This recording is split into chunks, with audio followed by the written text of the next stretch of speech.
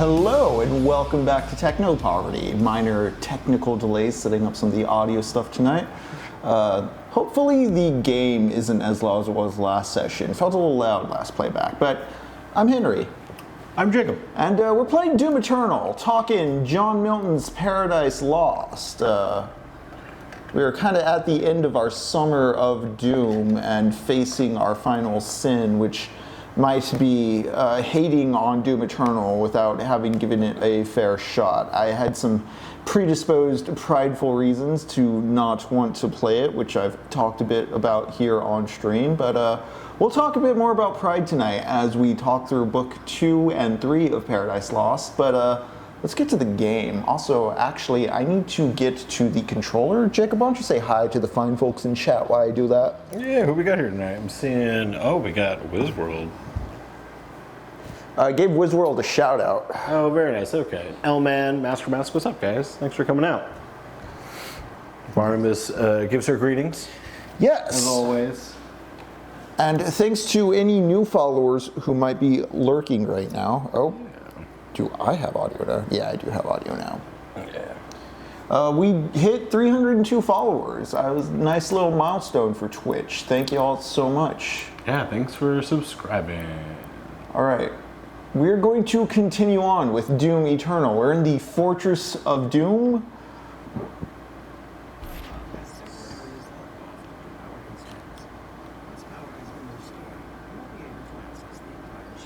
Kink at Pride Kink discourse. at Pride. Be prideful of your kink.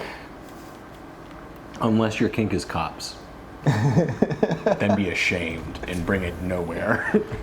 And only roleplay. You know, Jacob, I was going to ask what we were doing in this game, but I realized I have no real story hook concept as far as like established memento goes. All I know is follow the diamond. I mean, yeah, that's about it. How much do you like just reading pages of text? Insert signal batteries into sockets within the Fortress of Doom to unlock items and power up parts for the fortress. Signal batteries can be found on missions or earned by completing all of the mission challenges. Okay.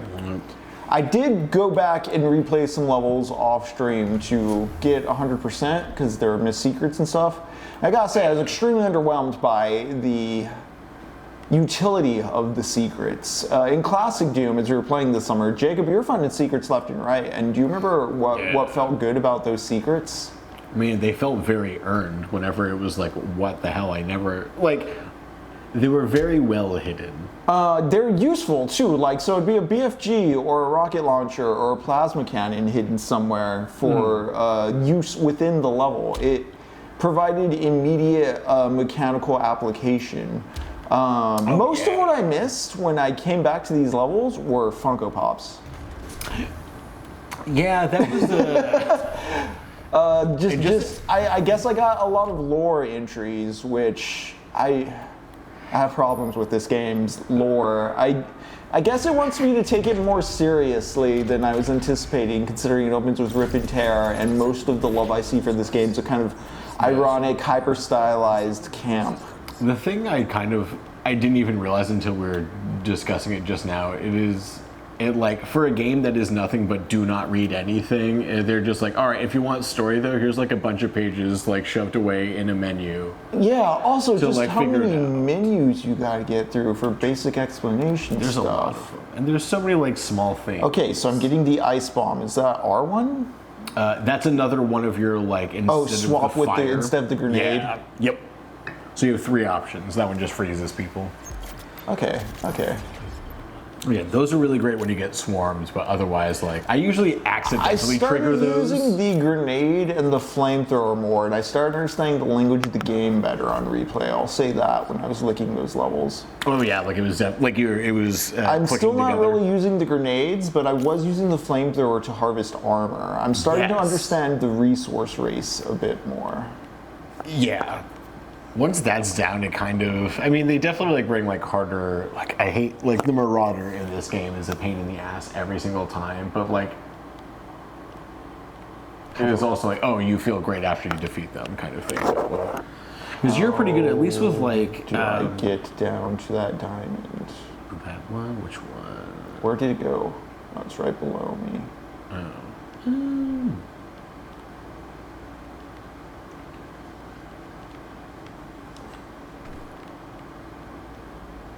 It's gonna be like a side way you can go. Yeah, I'm sure. Okay, it looks like this opened up. Okay. Ah, yes, the rest of the ship. And your cool-ass bedroom. So, like, this is all high-tech looking and cool, and we can make it shinier with ray tracing, but again, because of the follow the diamonds mentality of the objective setting, I feel that the levels lack a, ooh, what's this? Is that one of those big robots? Yeah. I'm curious if it was like your old one that you piloted or something. Yeah, I feel there's just a lack of like visual direction. You know, video games usually it's a strong sense of like the space leads the player on. Especially as we've been playing Doom maps where there's not much text. It's very much just like the geography of the level leads you. Like, you know, you're sniffing out corners, you're looking over the map. Yeah. Here, it's not about exploring the space. It's about just navigating the space, I guess, in the kindest words. The Ripatorium, got it. Locked. Classic Ripatorium.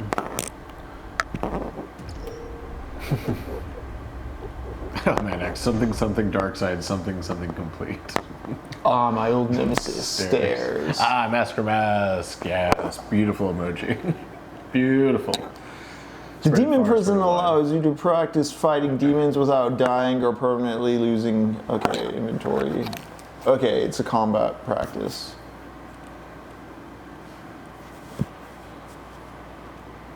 Demon prison. Okay. Can you imagine being stuck in the demon prison? You just have to fight this dude. So it's the hollow deck. Okay. Oh man, I gotta say, I'm underwhelmed by the arsenal so far. I guess Yeah. I'm also surprised I don't have more guns by this point. It feels weird that I only have 3, but then I guess I do also have like the grenades, the flamethrower, the chainsaw options.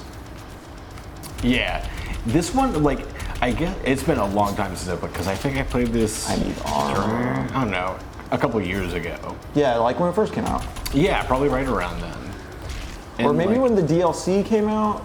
that sounds more like it, maybe. Yeah. But like whenever I was playing it, it definitely felt like I got guns fast, or there was like more faster.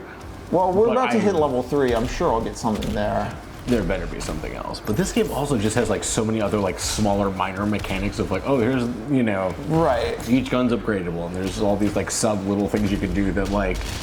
Picking up Can be armor fun. really changed things for me. I was like, oh, I'm lasting longer in combat. Yes, like they do give you reasons to use the things. Right. But it's not like super clear at times when you're like, I just need a thing. Especially when you're compared to like the last Doom games where it's like, I mean, yeah, it's limited ammo, but you know where the ammo is because it's out and about. Right, that's something Like, it I was was going to clear. bring up is like, so it's mostly about managing the encounters because you get your resources through harvesting the demons in the fights. It's not, and so the levels don't consider in the same ways like ammo placement, secret placement, Yeah, especially it's because just the kind of secrets random. aren't like, hey, you get a rocket launcher early, because the mechanics of this game would break it. Like the pacing needs to be doled out differently. Yeah. And I mean, it's a different game, but I shouldn't let that get in my way of enjoying it just because it's like not my old Doom. Like I should evaluate it on its own merits in that sense, which I'm trying real hard to do. For sure, but it's definitely like, you know, it's just like if you are a sequel to a thing, like you can't not be judged up against the thing.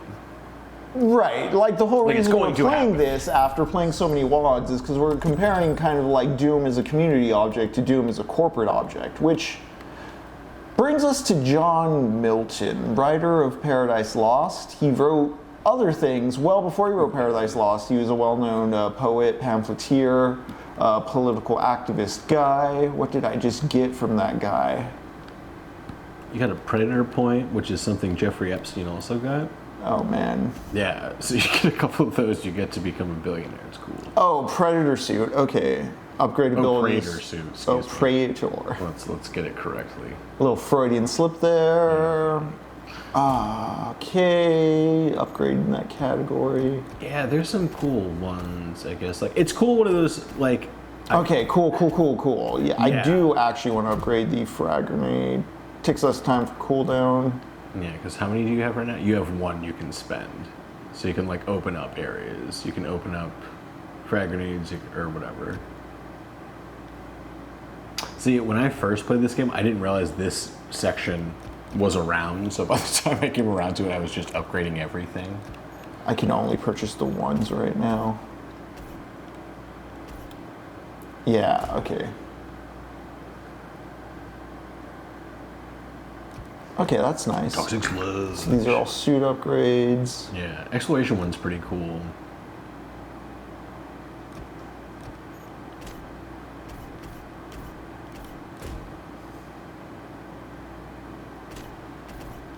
Oh, yeah.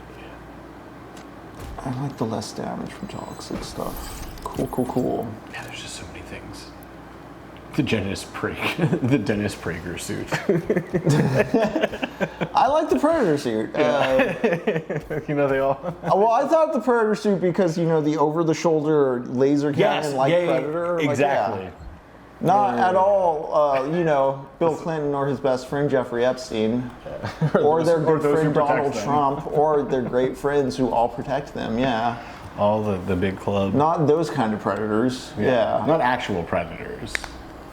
Talk about the movie Predator with mandibles. Yeah, and Arnold Schwarzenegger. Yeah, it's actually a really good screen adaptation of Beowulf, I'd argue. But we're talking John Milton. Damn, I'm sorry, I never even thought about that. Yeah. We're talking John Milton, not Predator. But I bring it up because we were talking about corporate versus community doom, which is kind of a contrast we've been highlighting this summer. John Milton, besides writing the poem about Satan, he was a great proponent of free speech. He was anti-censorship. He was rebellious for his time, even if he was a Protestant who didn't extend much grace or courtesy to Catholics. I guess for an Englishman at the time, he was all right. Well, actually, let me talk a bit about Book One, because at the end of Book One of Paradise Lost, just to pick up where we last left off, Mammon erects Pandemonium for our little cackle of demons. Pandemonium is the palace from where Satan rules hell. Mammon erects it at the end of Act 1, and in a lot of I read the description of Mammon doing so at the end of Book 1. And in doing so, I just want to note that there's references to mining and miners. And Milton was throwing shade at the Spanish there. Throughout the poem, he does this a few times. He was critical of that kind of... He was critical of like the Imperial Project in that way. Orlando Reed's book on revolutionary reads of Paradise Lost gets into this, but Milton was... There was a book, I think it was called like a short history on the destruction of the Indies that came out in the 1500s about just how badly the Spanish destroyed the New World. And while the British were doing their fair share of imperialism too, this was like a dirty tea-spilling book that the English, Milton included, were able to use to kind of shit-talk the Spanish. And they'd be all like, well, like, you know, you guys are slavers, like, just like running these cruel silver mines in the Americas. And I mean... This is the thing with like Columbus, where it's like, oh, even for his time, people are like, you know, Columbus, like he's a bit fucked up. Like he's shipping so many bodies, he's cramming so many bodies on the ships he sent over that by the time they make it back across the Atlantic, most of them are dead. So like he wasn't even being like an economical slaver. He's not even good at it. He was just an asshole. He was just going back and forth as fast as possible. Yeah, a while back, I remember seeing like Matt Walsh and a few other Daily Wire types talking about the conquistadors. Like this is the shit that comes up around Columbus Day all the time, where it's Every like, time, well, the conquistadors were assholes, but like someone needed to get the job done. That kind of shit. And that's a completely bullshit take on it, because like you have people, you know, like the author of like the Brief Destruction of the Indies author, John Milton, they knew the Spanish were fucking things up, but also the Spanish fucked up their own economy so badly from 1500 to 1800s that by the time like World War I and II and like what we would consider like modernity now is coming around, their empire is so fucking broke that they can't participate. They're like mired in civil war and shit, and that can be linked back to like like the conquistadors, just being cruel and stupid and just not understanding how, like, they fucking didn't know how to play their RTS, you know what I mean? Like, they weren't minding their resources, they were just being slavers. Yeah, they're just like, we can just beat, it's just like, well, there is a system that you need to like work within if you're going to do it. They're like, nah, we just love this part. But anyways, Milton was working some of that into Paradise Lost, and so every now and then he's throwing shade at the Spanish or the Catholics through likening them to the Luciferian or the Satanic. There's a part in book 3, I believe, at the end of book 3, when Satan is getting finally arriving at Earth. He's traveled through hell and the chaos and night and the void, and then we do a little interlude to heaven. I should really read these mission challenges. Every fucking time there's just cards. There's so many just things. Cards. You're on the 3rd level. They're still being like, and also you can do this. I thought this was like hardcore dude shit. Like, it markets itself on hardcore dude shit. This is something we brought up when playing Maximo and Ghosts and Goblins all the way back in the day. Is like Maximo's like, oh yeah, we're real hardcore old school dude challenge, and Doom's like, oh, throwback, like continues and lives, and like this is a death pit, right? Yep. Okay. Like, longing for a thing that really never was. Like, was The Legend of Zelda like that? No. Was Adventure like that? No. Was Berserk like that? No. It's just... Oh, there's the wall. Down. Yeah, right there. Oh, yeah. I have to climb. There's an air dash. Got it. Yeah. I do like the platforming in this game as far as, like, this bits, which I thought at first would be annoying. No, yeah, they do work. I kind of actually wish that was more of the map design instead of it just being the hallways to new encounters. Yeah, I think there is 1 or 2 maps that really play into it a bit more. Okay. Because, yeah, I agreed. I had a lot of fun whenever that was the thing that was happening. Or whenever this game was probably the funnest. I think it's of interesting note that, so in the original Doom, you start out on the moons of Mars, and in Paradise Lost, this is just something I'm going to bring up because of the whole Catholic shade throwing thing, there's one little bit when Satan's coming down to Earth where like Milton's like, and then he passed the moon, which actually is not haunted.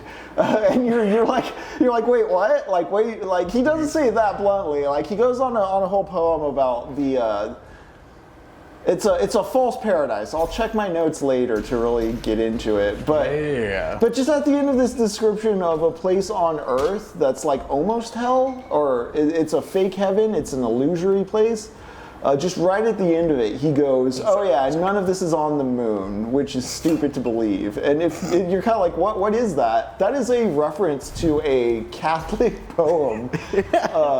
That he was, again, just kind of throwing shade at because he was like, no, that's all on Earth. Like, there's nothing on the moon. You're silly.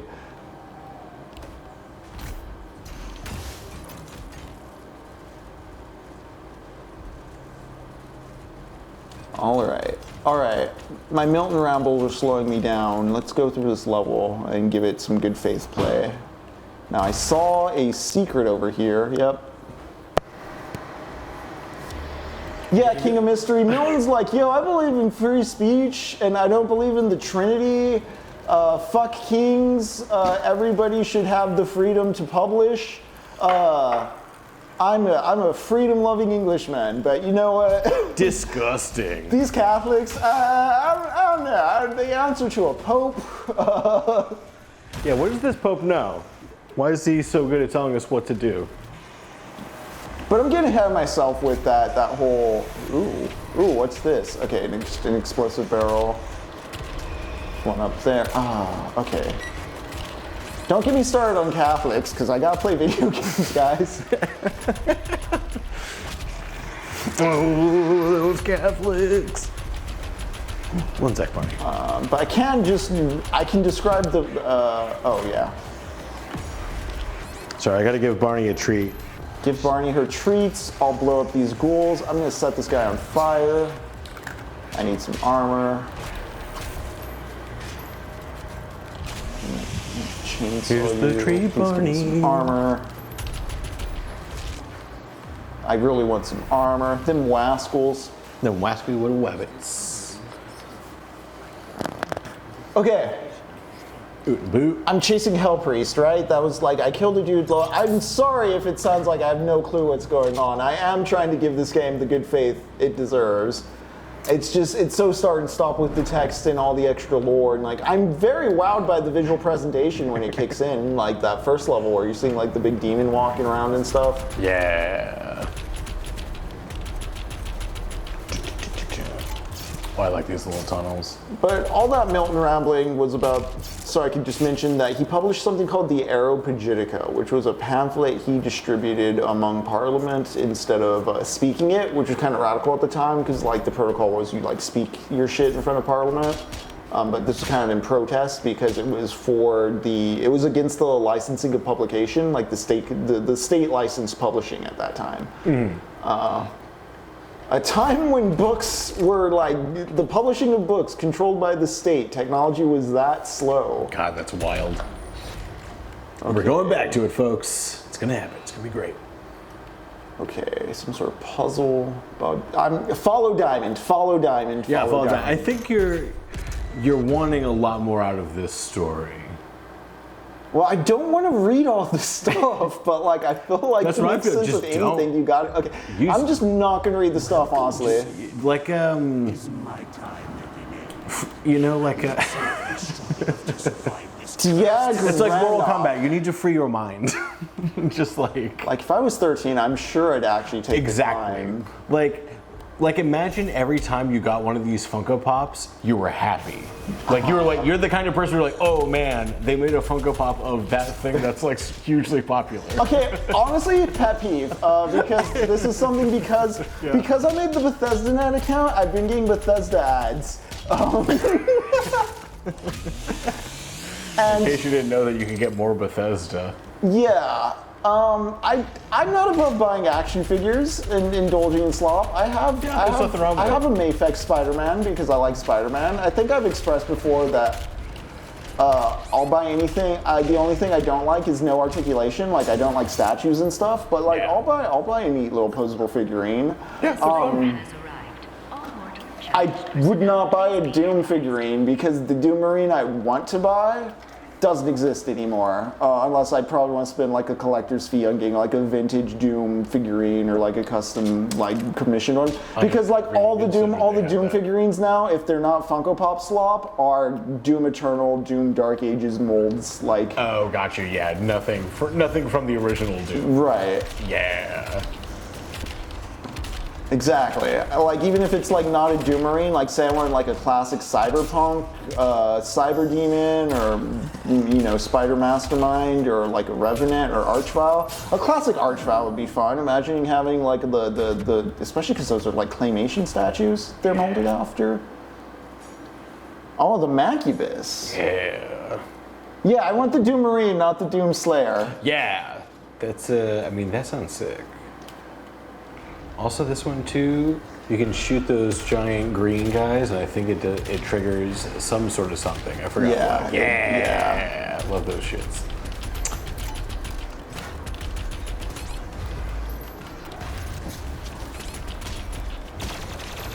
This feels extremely early for a Macubi.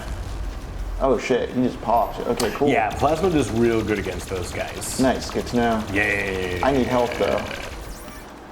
Yeah, you gotta find you some demons. See, that's another thing, because now the resource management aspect is like the fights itself, and there's no real reason to learn the levels, or like... I mean, well, there's still reason to learn the levels. It's collect the Funko Pops. Damn it, I need to actually... Yeah, jump into it. Milton can wait. Milton can wait. Hell yeah. Archville figure and it makes the noise, or Archvile figure and it makes the noise, that would be pretty sick. There's gonna be like 3D printed versions of that as well. Right. Yeah, I'm not a Funko Pop fan. It's not. Nope. Very Just kawaii. the slurification of everything, not like racial slurs, but just into the same gray goo. Yeah, like, it's just it's too uniform. It destroys the point of the thing already being removed from its form and being an action figure. Like, yeah. Just give me the sweet action figure. right. If you're gonna give me a figure, give me a figure. Like, I want it to be articulate, imposable, and fun. All right, like McFarlane toys. Exactly. Oof, give me some of those.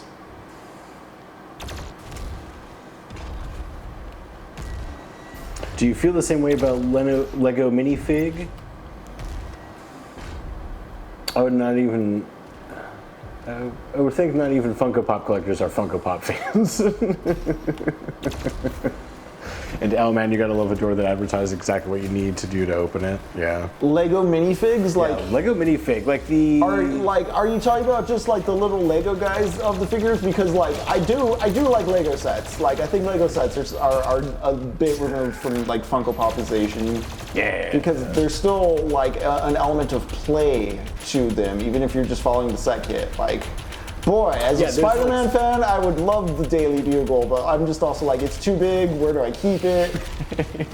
You just get it. You worry about it later. All right, let's saw some dudes. Let's get some armor. Dang. Josh Foran has 90% of the first 5 years of McFarlane toys. Damn. That's so cool. That is beyond cool. I was always a huge fan of the Toy Fair magazines. Yeah, Toy Fair. There's actually a really good essay. I should find it. I don't know if I shared it on the Discord on the history of Wizard magazine. Oh, that like the sounds rise cool. and fall of Wizard magazine and the dude who ran it. Dude, what? I love stuff like that. Yeah, I remember Wizard magazine and Toy Fair being pretty big right before the internet popped off. You know, like Yeah. that's where like the fandom culture for those kind of things was going. Mm-hmm. Also, like Proto Robot Chicken, like the comics in Toy Fair, where it was just like the stop motion. That's what Yeah. opened up my world to like, oh, you could tell stories like that. You could be like, Yeah, silly even and, before like, Machinima, it was like, oh, you can just take photos of action figures and add speech bubbles, right? Yeah, it was super creative, very simple. But I was like, oh, that opened up my mind to a lot of creativity. It's like I have action figures, I have a camera, I can do these exact things. I love stuff like that. Okay, that ledge is too high, unless I'm... But like, I feel like toys are physical media. Toys are physical media, yeah. know? Except Funko Pops, they're not. We hate on them because we gotta hate on somebody. You have to draw a line somewhere, and that's a really fun. Well, I think there's that level of like, we're talking about articulation, interactivity, playability, the ability to project onto it. Yeah, it's. I mean, in some ways, this could be considered like idolatry, I guess. Yeah, Funko. Like, I would say this: if you actually went out It's in the the world, lack of function in the Funko Pop. It's that it's meant to be just kind of displayed, I guess. yeah, it's a trophy without having any like merit. And I don't know if like trophy without merit, but like without Like presented as a trophy. You're like you put it up, but it's like oh because cool. it's made just for that presentational style, but like in a detached kind of like uniform sense. Where like what if, like in Doom, you found Funko Pops out in the world when you did things or found a secret? I would love Funko Pops, you know? Like, I would be much more interested in like a Spider-Man Funko Pop that I found because I did like some random task I didn't know was out there. And not geocaching. Barney, where you go? Alright, let's get this dog some food. Sorry y'all again. plasma rifle quickly destroys energy shields. Yeah. I think it also blows it up like whenever you shoot it, it blows them up. So I'm gonna get this dog fed. Feed this dog. This dog needs food. She's saying it. Okay. Right here? Sorry. Okay. I don't know. This just feels like layers of square peg, square hole, block puzzle stuff in a way that I'm not sure I have the endurance for. Or not the endurance, but it feels like it could get tedious real fast. It's a very elaborate Simon Says game every time. Yeah. I mean, you're not wrong. I don't think you're wrong in saying that. Like, I think I see how this thing's designed in ways to where its loop keeps you busy. Okay, maybe go explore over here.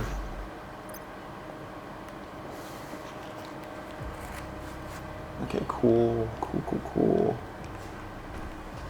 Nice.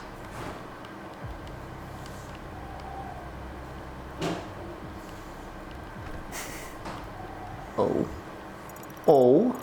Is there a secret? Oh, Henry. I have to show you something after. Oh yeah, look at that little guy. I do like him.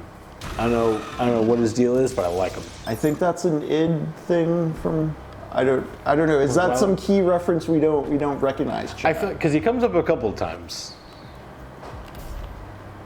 Yeah. He's a fun little guy. I see you, girl.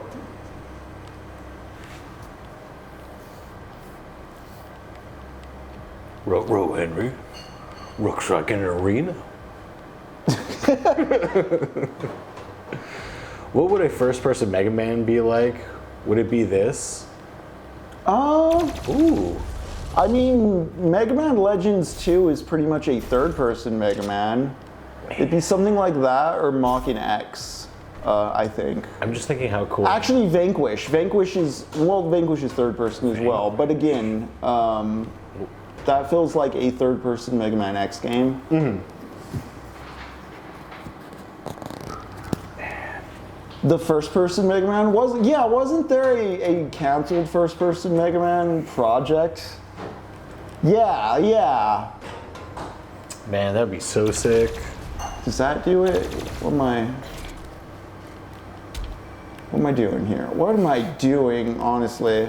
You're not following the diamond is what you're doing. Well, the diamond's on the other side of a wall, so now I have to do an incongruous puzzle.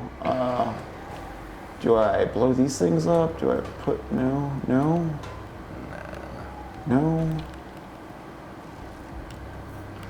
Do I snap it? No. Man, pretty sure I had glory kills too. That would be so cool.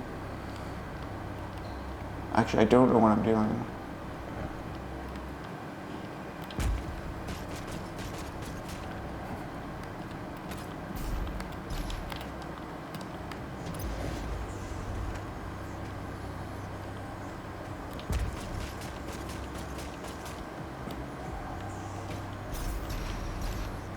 What?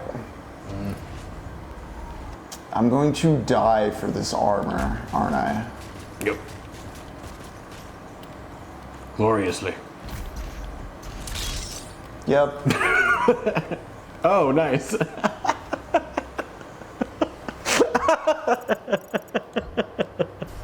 Well, that works out. You've been chosen. Oh, I thought those were bars. Oh, she's not choosing which way she wants to go. What do you want, Barney? She wants a cheeseburger is what she wants. Okay. There we go. We'll see what she does. All right, a rocket launcher. I want a Mega Man VR game. Really, I just want another Mega Man game, like Mega Man. I keep hearing, like, is it Pragmata? Or there's some rumor that there's something Capcom's developing that's actually a Mega Man game. I mean, that would be incredible. Okay, no, I don't like this rocket launcher. It feels weird and slow. But then again, I don't know, maybe I was expecting this to be more Power Fantasy, considering its marketing. Yeah.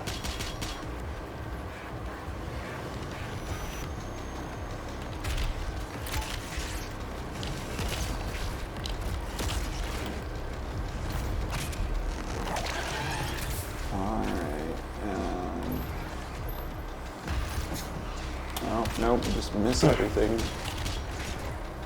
Oh, shoot.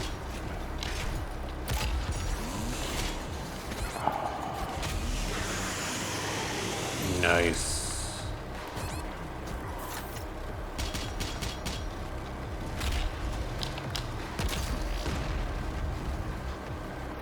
The gore in this game is real fun.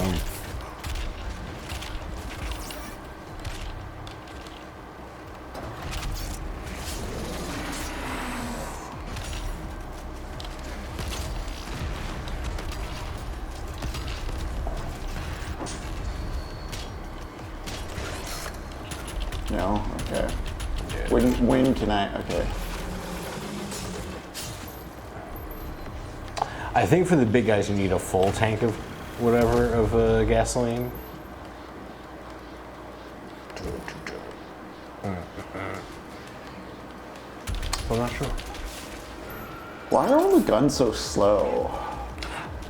That I don't know. This game really wants you to keep moving around. Like it's never, you're never just supposed to be like just chilling and taking shots. So I want you to be like, all right, fuck. The demons will notice my gun and now I need to keep running. And then you get to this point at the end of each encounter where it's like, okay, where's the last straggler? Yeah, where's the one guy? Okay. Infiltrate the cultist base. You know what you must do, Henry.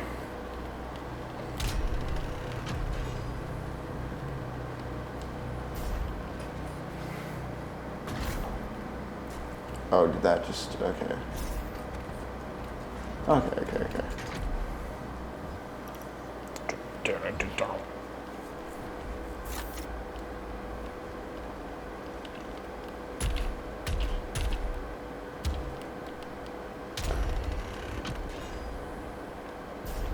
It's a me, Mario.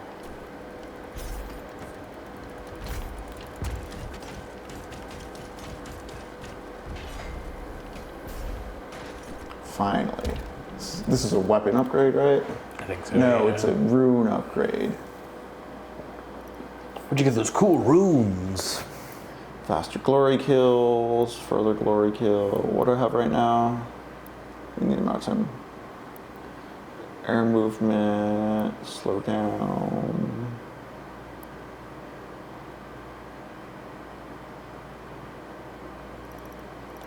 Yeah, just more ways to acquire health are always nice. Yeah, health is always a good thing. Now to go through 5 menus to turn that thing on after this painfully long animation. Yeah. But it, in a lot of ways, I get it. There's a dude they hired who had to come up with a story. So it's like, hey man, you better come up with a lot of lore to justify your paycheck. And like, I totally get that. Yeah, we've been those guys. You've been the ones who gotta come up with the thing. Can I afford? I can't. Okay, so I have. There's like 3 different types. You need to. Okay, so I don't have the points to buy the. Exactly. Yeah, rolls. there's like 4 different kinds of currency depending on what you're trying to do, and it's like each one. I feel like this Okay, I feel like my biggest mistake so far has been buying the micro missiles, because I don't feel like the fucking micro missiles do shit. Okay. Yeah. I feel like if I had that precision bolt, I could be sniping people and like hitting weak points and like blowing people into like the red zone faster because like of the sniper bolts. The micro missiles just it's the weak machine gun, except it's a different animation, but like I don't know, maybe I should I don't even want to spend money on upgrading the micro missiles because I feel like I'm not using them. Yeah.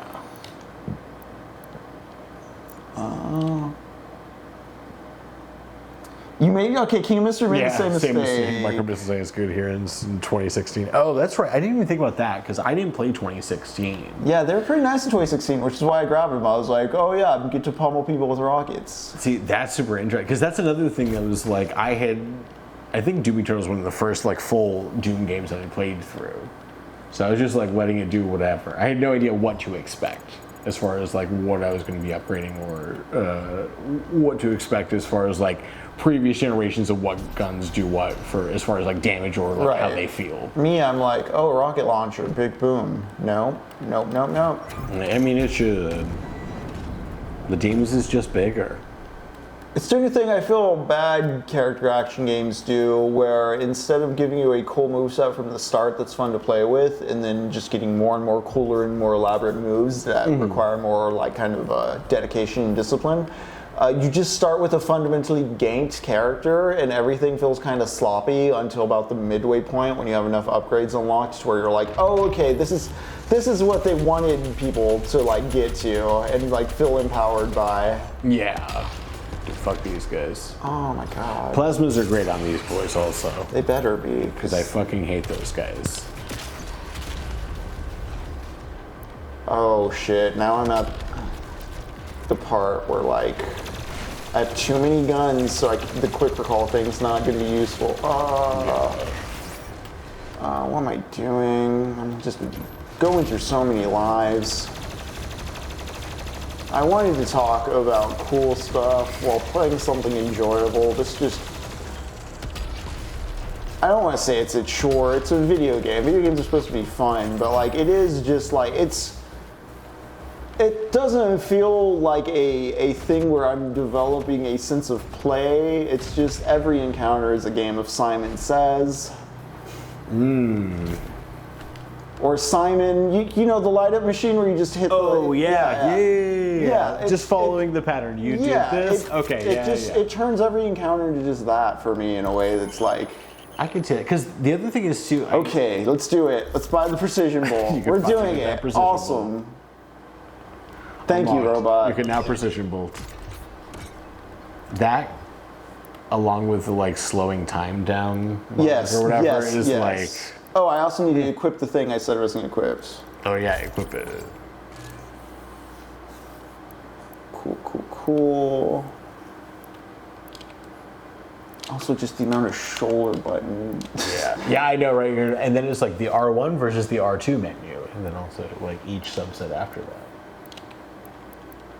Am I just a boomer who doesn't get modern, newfangled video games with all their menus, or? No, I think that this game, because you could lose this entire bit and the game would not be any different as far as gameplay. It's like you would just be stronger. Like if you just gave me the full powered weapon each time you picked up the weapon. Yeah. Because like it feels like this was just like a added thing. Again, the bad character action game where instead of giving you like something cool from the start and just getting cooler, it's, you know, oh, here's a really cool end game state. Let's downgrade from there. Let's downgrade and strip back to the beginning. Yeah. It's like, no, I don't appreciate when games do that. Yeah. King of Mystery might be better when you have more upgrades, but I did start liking, or I did just start like just firing whatever in this game. Yeah, honestly, I guess I'm not paying as much attention to my gun. Okay. Yeah. Nice. So just a quick summary, book one that we went over last session in detail. Lucifer wakes up, him and Beelzebub hear each other's voices in the void and kind of talk each other into cogency. They wake up the rest of the demons of hell and decide to build pandemonium, hold a council, figure out what they're going to do next, since they've all just had their ass kicked by God and are feeling pretty sore and salty. Book two, I'm going to just do a quick plot overview. We'll talk about ideas at a later point in this stream session after I figure out what to do with this door. I figure shoot this, punch this, no. Rocket it. Oh, is there a...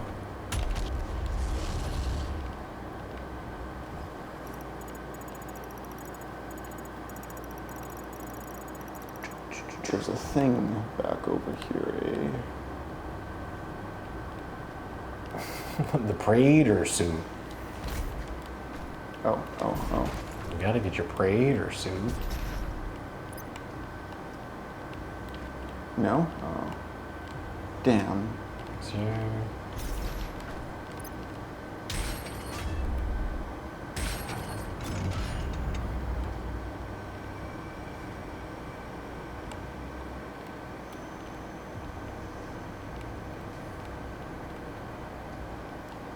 But how soon?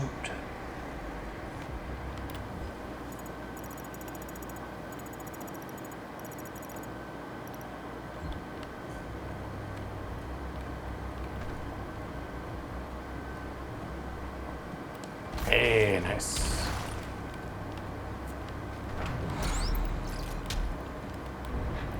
Just bunch of ghosts. Yeah. Yeah, King of Mystery. All right, let's spin some upgrades because I have points. I got them points. Shoot I got them two of them. things.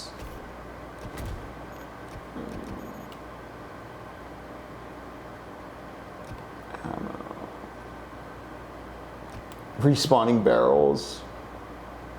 Oh, that's not a nice immunity to have, but Yeah. I kind of want to larger auto map items. Yeah, let's do that one. Faster weapon switching. Yeah.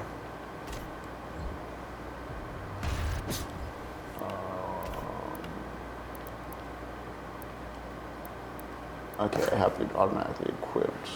Oh, by next, clearly a knight that lives on the moon.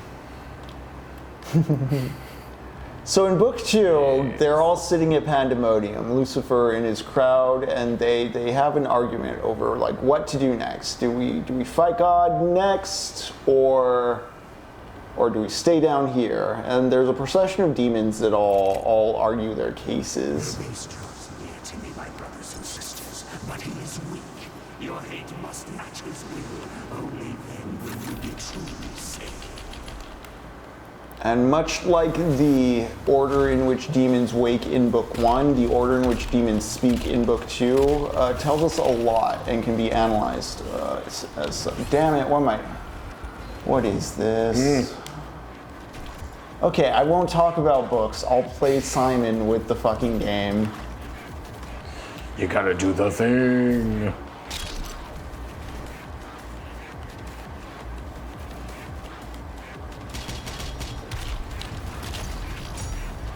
Yeah. Yeah. I have to embrace Moloch right now, who is the first demon to speak at council. He is pure violence. The interesting thing about Moloch's characterization is he is violence looking for others to listen to him. He's kind of looking for an excuse or a rationale for his violence after the fact. That's sort of what Moloch characterizes as someone doing violence and then looking for like a post facto rationale for it. Reminds me a lot of Netanyahu, honestly, reading it around this time. Like, I'm not going to try to be clever or make some kind of pun. Yeah, like, I just have straight up. I have to shoot these fucking demons. I have to play this fucking game. I can't put like innuendo over like the fucking genocide shit. Like, Especially not after this week. right. so many things. Moloch's just straight up like, hey, I'm doing all this violence. We should keep doing violence. Maybe one of you who's smarter than me can provide like an actual rationale, but I say we keep warring against God because violence is cool. We can find a reason. We can find a just explanation for the violence later. I just want to be sure we keep doing violence. That's his whole thing. Yeah, no matter what, just more violence. And you know, the demons are like, oh yeah, we're horny for violence. I like what this Moloch guy's saying. You speak good. You speak good, true words about violence. And everybody's like, yeah, cool, yeah. Love that. And then the funniest thing happens. This is another reason why I think Paradise Lost is a work of comedy. Belial comes up. And Belial's already been classified as having no temples, no real, like, he's everywhere. He's just sloth incarnate. Wherever people go corrupt, there's Belial. Like, Belial, okay, so here's the thing. And in the first book, they all, okay, I need ammo, I need a chainsaw someone, don't I, to do that? Yeah, like, that's the Simon Says button I'm not hitting, the chainsaw? Okay. Chainsaw Batman. Yeah, there you go. That's the spirit. So just to note, Belial's already in hell in book 1 when everyone else is fallen. Like, everyone else is a fallen angel, Belial is not. Belial's just a fucking presence. Down there in the void. He's sloth given form. And so after Moloch does his whole horn dog for violence bit, Belial comes up and Belial's like, you know, we can just chill down here. We don't have to. We don't have to do anything. He says one of my favorite lines in the whole goddamn poem. I actually believe it's the one I tagged for tonight's Get Ready thing. He says, you know, this horror will grow mild, this darkness light. Man, that's good. Yeah, no, yeah, which is just the best settling for less phrase I've ever heard. Just like, you know, things, I'll just get used to this. The horror will just become normal. It's the new normal, guys. This darkness, like, will become light. This horror will grow mild. I really need to focus on this battle. I've allowed this horror to grow mild. I'm dying and dying and dying. Yeah, Belial is just like this is fine, dog. Like, and here's the thing. In book 3, it's explicitly made known that like angels, they can't see hypocrisy, and the reason they can't see hypocrisy is because they're made good. Like they can't conceive of a lie. It's the same way like Sauron can't conceive of the hobbits destroying. The same way Sauron can't conceive of anyone wanting to destroy the ring because he's too like within his mind it's like, well, it's so fucking powerful. Why would you get rid of that? It's too cool. It's like the sickest thing ever. Yeah, both angels and demons kind of have that mindset in Paradise Lost. This is what separates man from them because man can choose. Both angel and demon are made the way they are. They have essential natures in them. God made them that way. In book 3, Lucifer uses this to his advantage. He's able to trick Uriel this way. But in book 2, it's extremely funny because after Moloch gives his whole horn dog for violence speech and all the demons are like, oh yeah, that's a good idea. I hate God too. Let's do it. Violence, violence, violence. Belial's just like, yo dog, this horror will grow mild, this darkness light. Everybody's just like, wow, he makes a real good point. Let's not do anything. It's a total 180. Also, Josh Foreman, hypocrisy. Hypocrisy. That's great. Damn, yeah. Be back after your walk. We'll see you in a bit, Josh. Yeah, enjoy the walk. Love a good pun around these people.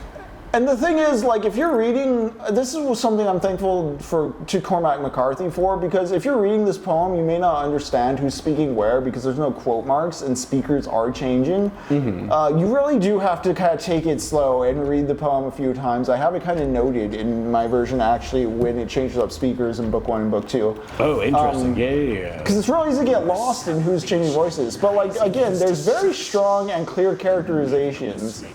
And the thing to keep in mind is these are characterizations which, as we get through Dante's Inferno, you'll notice a huge difference between Dante and Milton.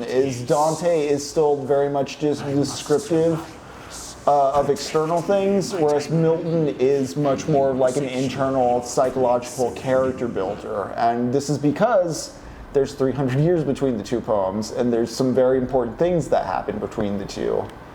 Shakespeare, Descartes, Hernan Cortez are 3 I'll bring up, but it looks like some important story shit's happening, so I'll focus back on the game before getting back to that. It's, he's just telling people to try to kill you because you're bad. Right. Or good, actually. They're bad, but Ghouls attack the church. Yeah. Self-banishing. That's pretty great. Yes. The hologram.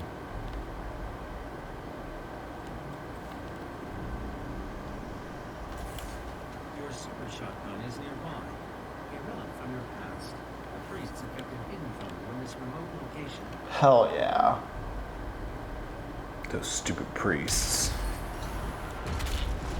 I've said countless times during other Doom games that I have problems with the lore hiding or making it to where like the Doom Slayer is that a human scares demons is weird to me or kind of silly, but I get the power fantasy of it. I'll indulge you, game.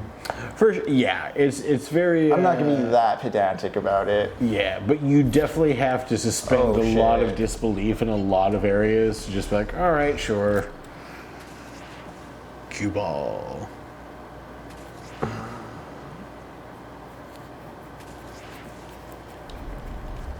I don't know if I need the explanation for that. I think if I just saw the thing in an encounter, I'd be like, oh, that's how that works. Right? You know, it's the accessibility for everybody. They want to make sure you get it. Yeah, the two, yeah. Like, Again, it's a corporate product. They hired a dude like for that department. Like they need everybody. Like everybody needs to get fed. I get it. yeah, but it's very frustrating sometimes because you're like, well, we've established this.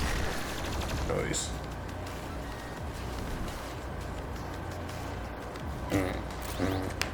And I do understand accessibility features and options. I'm not saying games shouldn't have those. Absolutely. But how these things are presented don't feel like it's in that way. This honestly feels like you're just not paying attention to the game and you're 3 levels in.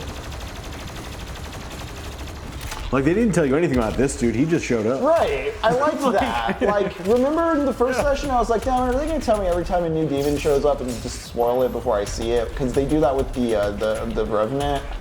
And they did it with the Mancubus, but yeah, unless I just missed it when they introduced the snake people. Right, entirely but I need armor, so let's set a dude on fire. Okay, cool. Roasting our boys on fire. Nope, I don't have chainsaw ammo. I guess I'm not sure fully what's where on the HUD still as well. Yeah, I never really looked at my HUD and just kind of went off when I felt like things would regenerate. Like some things you have like the animation cues, like whatever gun, like if you have like the secondary fire on or something, but sometimes it's not clear, so you're just like, whatever, I'll just keep shooting until I have no ammo. Lives.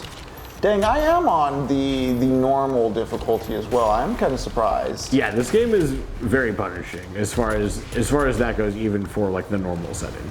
It's to reaffirm that I'm a big boy playing a hard game, and that in beating the hard game, I'm a hardcore gamer. Yeah, so like when Elon Musk pays us to play video games for him, he has something to brag about. I guess too, there's in a sense no reward for just killing things. Like you have to specifically glory kill them, or chainsaw kill them, or torch them. So you can't play it like a standard shooter, which I get that they're trying to get you to play it like its own special thing. But I don't know, I wish the base shooter mechanic aspect of it was a bit more satisfying at the same time. I feel like I'm getting punished for playing it in what's deceptively like the apparent way to play, if that makes sense. No, totally. It's kind of like it's like whenever anyone plays Skyrim, they ultimately end up playing like a spy archer. Yeah, you can do anything, but it's really trying to put starting up Dark Souls. Oh man, I'm swording and boarding again, eh? Yeah. But it very much has an idea of like what. See, I like that little navigational hallway. That was fun. Exactly. I love that kind of stuff. Yeah, the first-person platforming, like for as far as like what a first-person platformer can be or not be, these controls are very nice for it. Yes, and that's what I really liked about the game. Honestly, more than like the actual like fighting. I kind of wish the levels were more like open parts. Do I want more armor? More ammo? I am surprised at how small the ammo pools are, and I'm just now realizing like, oh yeah, I gotta upgrade them here. I'm going for health upgrades. I'm going for health upgrades. Yep, health is great. Need health. Like in real life, health is very important. Yeah. Cool. Got a Praetor suit point. You have your crystals. There's also a challenge over here. Let's do it.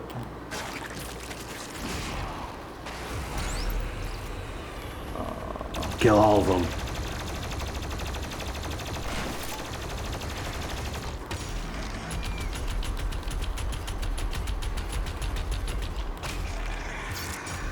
There's a guy behind you.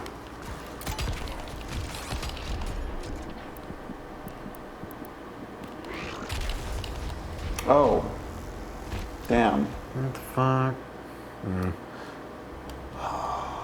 Okay. Took my lives for granted, and that's all.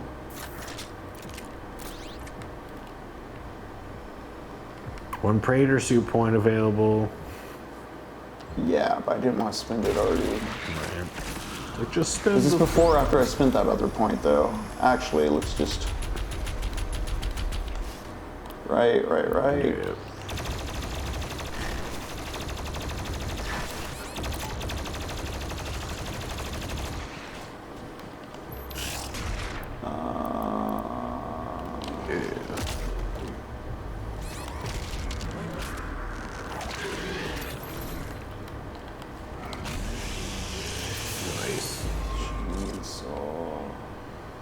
Failed the encounter.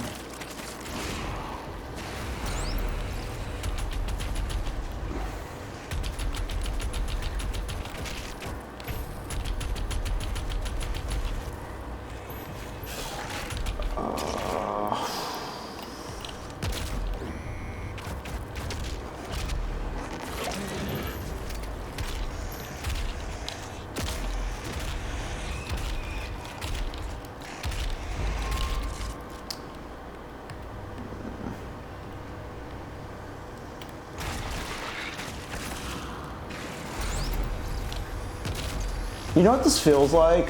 The video game people will be playing in a movie.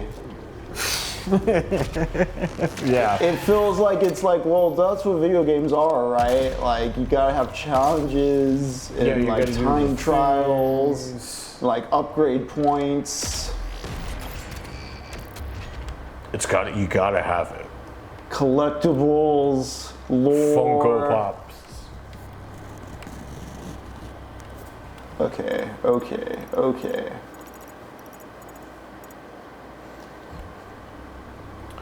King Mystery. I do remember being annoyed by the low ammo pools at the beginning and then not minding it when I had the full arsenal and could unload everything I have and then chainsaw a guy to refill. Yeah, that definitely is a better gratifying feeling later on. Really get into it.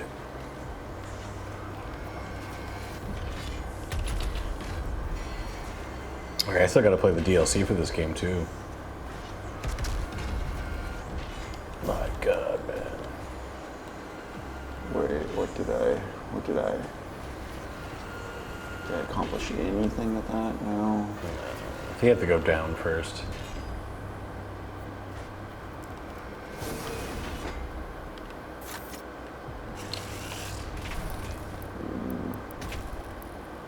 Oh, I'm just out of shotgun ammo, aren't I? Yeah.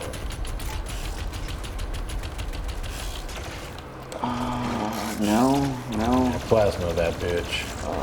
Yeah, there you go.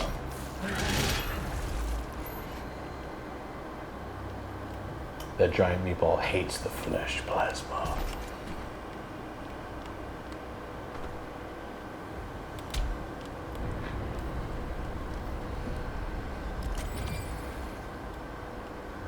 Pray, it's our suit.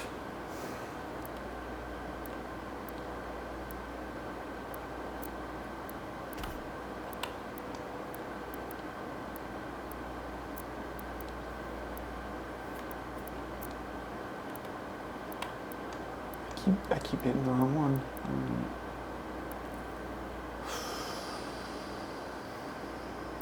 That's a pretty significant upgrade in time. I haven't used it yet.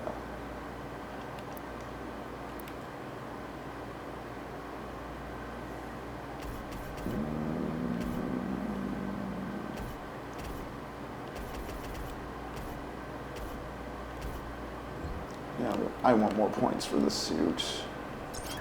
Yeah.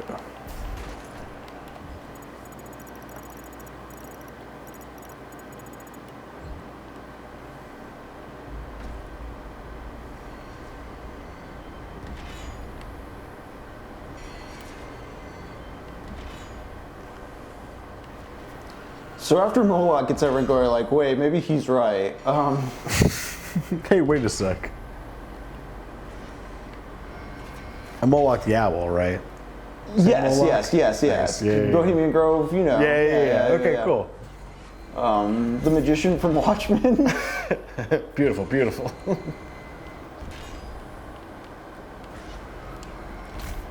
Okay.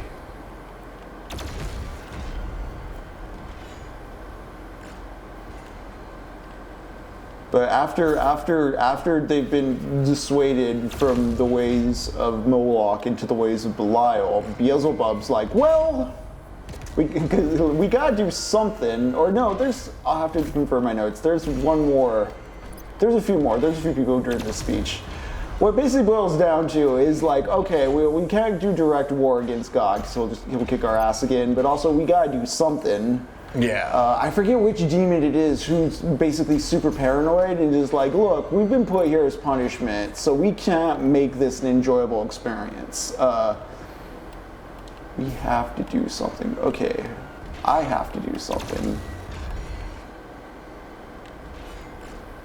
So that breaks that.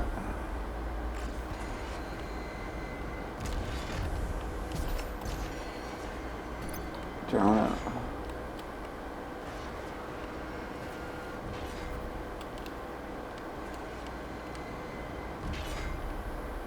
Well, fellas, I just plumb don't know what to do.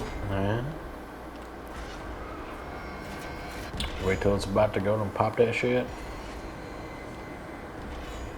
I bet that demon would remind the teacher they forgot to assign homework. The paranoid one? Yes, it's very much like that. It's like, well, we are being punished, which I question if they are, or if God just kind of threw them in the trash bin and they're overreacting. I find it kind of funny if that's the case. But because of this uneasiness, like, someone needs to take charge. Someone needs to quiet the crowd and keep everybody resting easy. And guess who that someone is? It'll be me, Peter. Peter? No, St. Peter's up Garden Heaven. Oh yeah, that's fair. It's actually Beelzebub who first propositions that alternatively they can corrupt man. Beelzebub's heard that God made a new toy. He has a new creation in town, and he can be corrupted. And doing so might be a good indirect way of getting revenge instead of trying to just fight the big man himself again. It's not Lucifer who comes up with this idea, it's Beelzebub, his constant hype man. Remember how you compared him to like a tulpa before? Yeah. They're each other's tulpas, just kind of doing everything. Okay, I was just doing the wrong thing here. I see. Nice.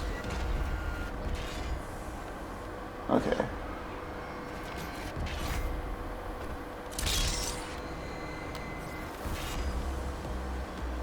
But here's the thing, Beelzebub is unsure of himself. Lucifer has a monarch's pride. That is a specific wording that comes up multiple times. A monarch's pride. A monarch's pride. Milton hated kings famously. Can't imagine why. Wrote essays on regicide and how it's cool and good, and he oversaw, the English Civil War. Dude, what a cool dude. In which King Charles I was killed, and Cromwell installed a parliament, but then it was kind of a cult of personality thing, didn't hold up. King came back. King wanted to kill Milton. Milton had a lot of friends who were like, no, this dude has a brain and is a writer, and like this is important stuff culturally. Don't kill him. It's not the same, but it kind of reminds me of that. There's like that.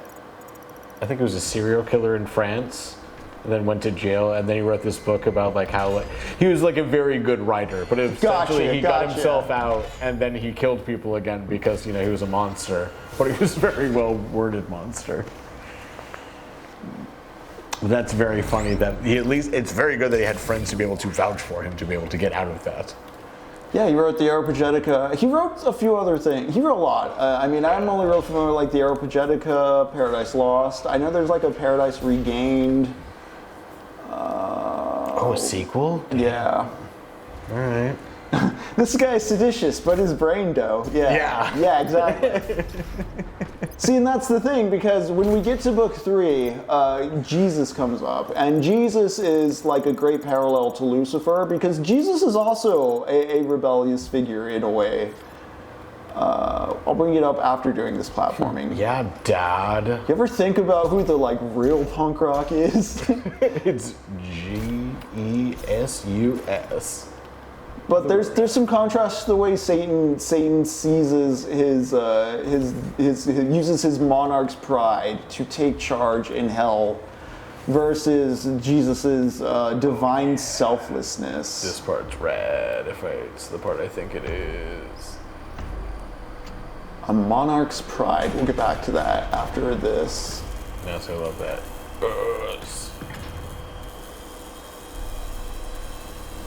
Get sucked into that Iron Maiden. I think the only reason they have this part in the single player game is to try to get you to play the multiplayer in which you can play demons and this guy and get a feel for it.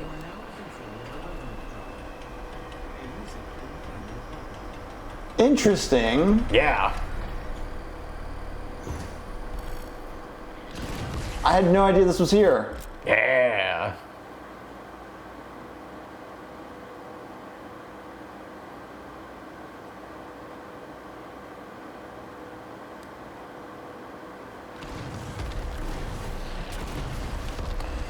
I did not King of Mystery. I think I may have played it like one time, but I would definitely be more interested after watching Henry playing it. I'm like, I would try it now, but no. Trying the multiplayer for this, I never really jumped into it, even though like the main menu is doing everything it can in its power to get you to do that. Yeah, all the Fortnite battle pacification Yeah, stuff. I do not care. I am not a trophy hunter. Oh my god.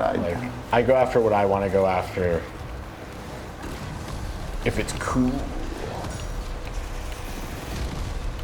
Okay. But yeah, it is fun flying around as the Revenant, though. I think I gotta wait for. Okay, yeah, cooldown. Yeah. Oh, nice.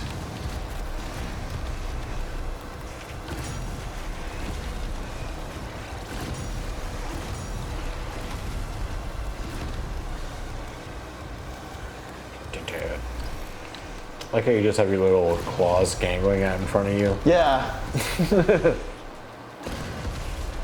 El Maddox, who knew being a zombie with a jetpack was all that and a bag of chips? Dude, I certainly did not. But it's pretty cool. But again, the floppy hands, the flaccid hands in front of you is very funny. How do I just... You gotta rock it up to that other thing, right? Maybe not? Oh.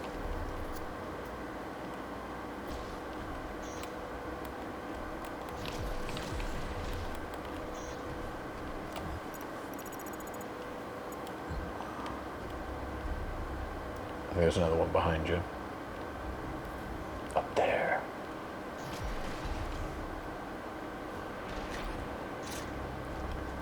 Got the shotgun. Okay. Now you can do it. Yeah, I thought I had to be the Marine to grab that. Okay. Very gamer. Super gamer. Only the coolest, most legit gamer. Possessed in the head. Yeah. Oh, that's a good point, Al, man. He did just get his nails done, so that's why he's really relying on it. You just gotta really let those dry, because that'll like get paint everywhere. Hell yeah. Blow his fucking brains out. Nice. Yeah. Okay.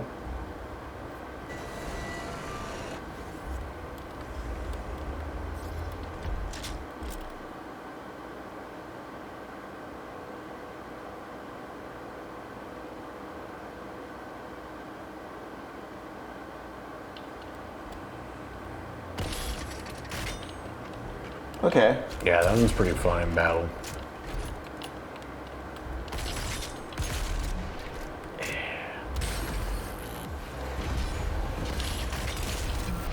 Okay.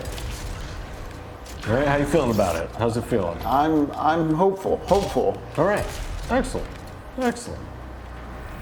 Yeah, the meat hook. It's my nickname in high school. I don't want to go into it.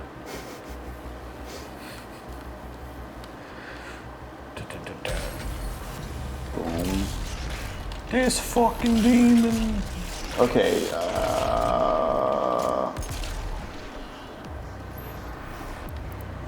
Oh, I'm just out of ammo.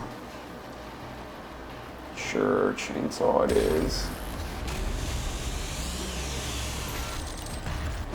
Need some armor. Armor.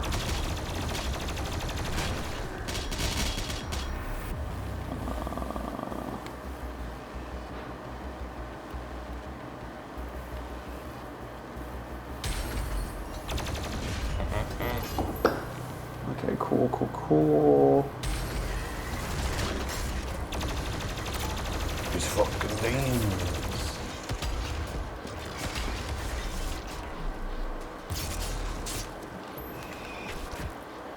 A slithery little guy.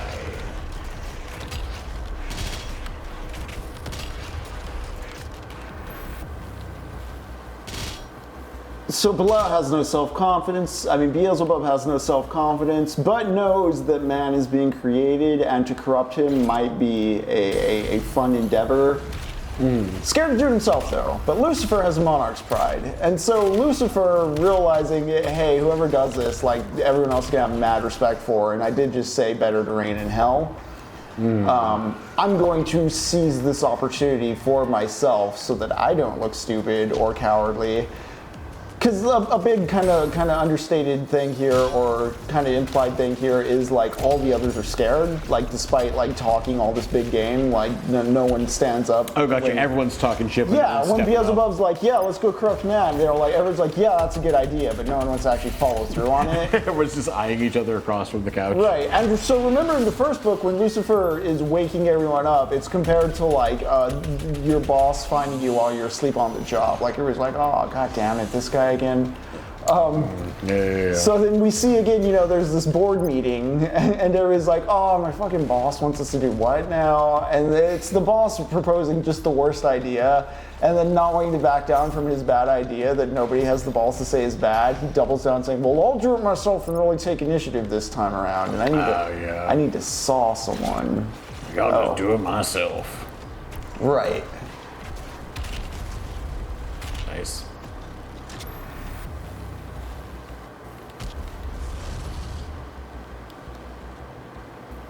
How's next Thursday? Yeah, for anybody man? free? Anyone free? Like, goddamn Yeah. it, nobody showed up on Earth with me when I went down there to corrupt paradise. Like, you guys. Guys, come on. We all agreed. But spoilers for the end of the book, this is setting up the greatest punchline, because they all still have their angelic forms. I want you to remember, as I was saying, like, they can't see hypocrisy, they can't see the interior, they can only see the surface, like angels and demons. It is noted that Lucifer has a handsome brow. He is still pretty at this time. There's like a little bit of scarring from the war with heaven, but he's still described as handsome. This is why everybody listens to him and believes in his bluster, because he looks good.